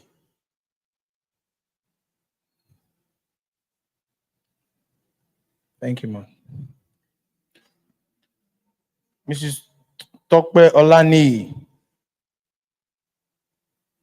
Mrs. Olayinka Deborah Odigi. Mrs. Onyechi.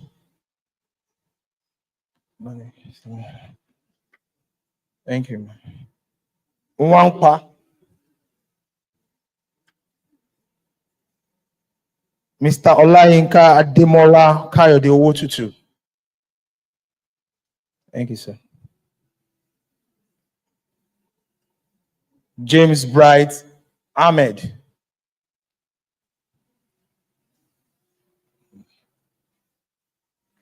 I think that's all.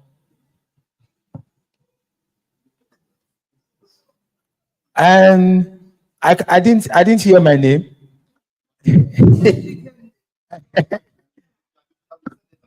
Some of this registration were late. So definitely you will have your e-copy, or we can have the hard copy for you to be given to your. We can print it and send to your various schools. So please, thank you. So we have a group photograph outside. Then our food too will be shared outside. Thank you. Thank you. Just to reiterate what the CEO of the institute have said, we can now step out for our group photographs. That's the last one. So I just give it back. Okay.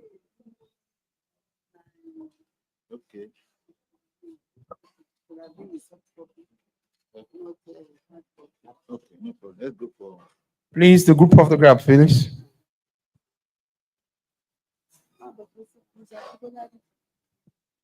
So they printed the time on the twice. No worry. The remaining one. Because even I registered.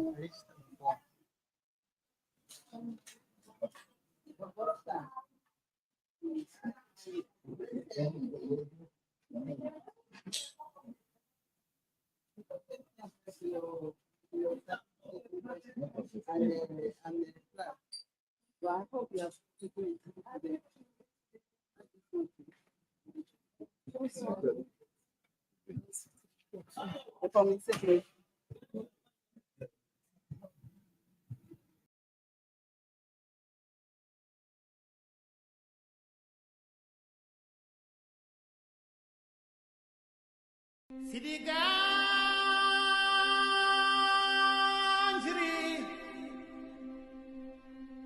Nemato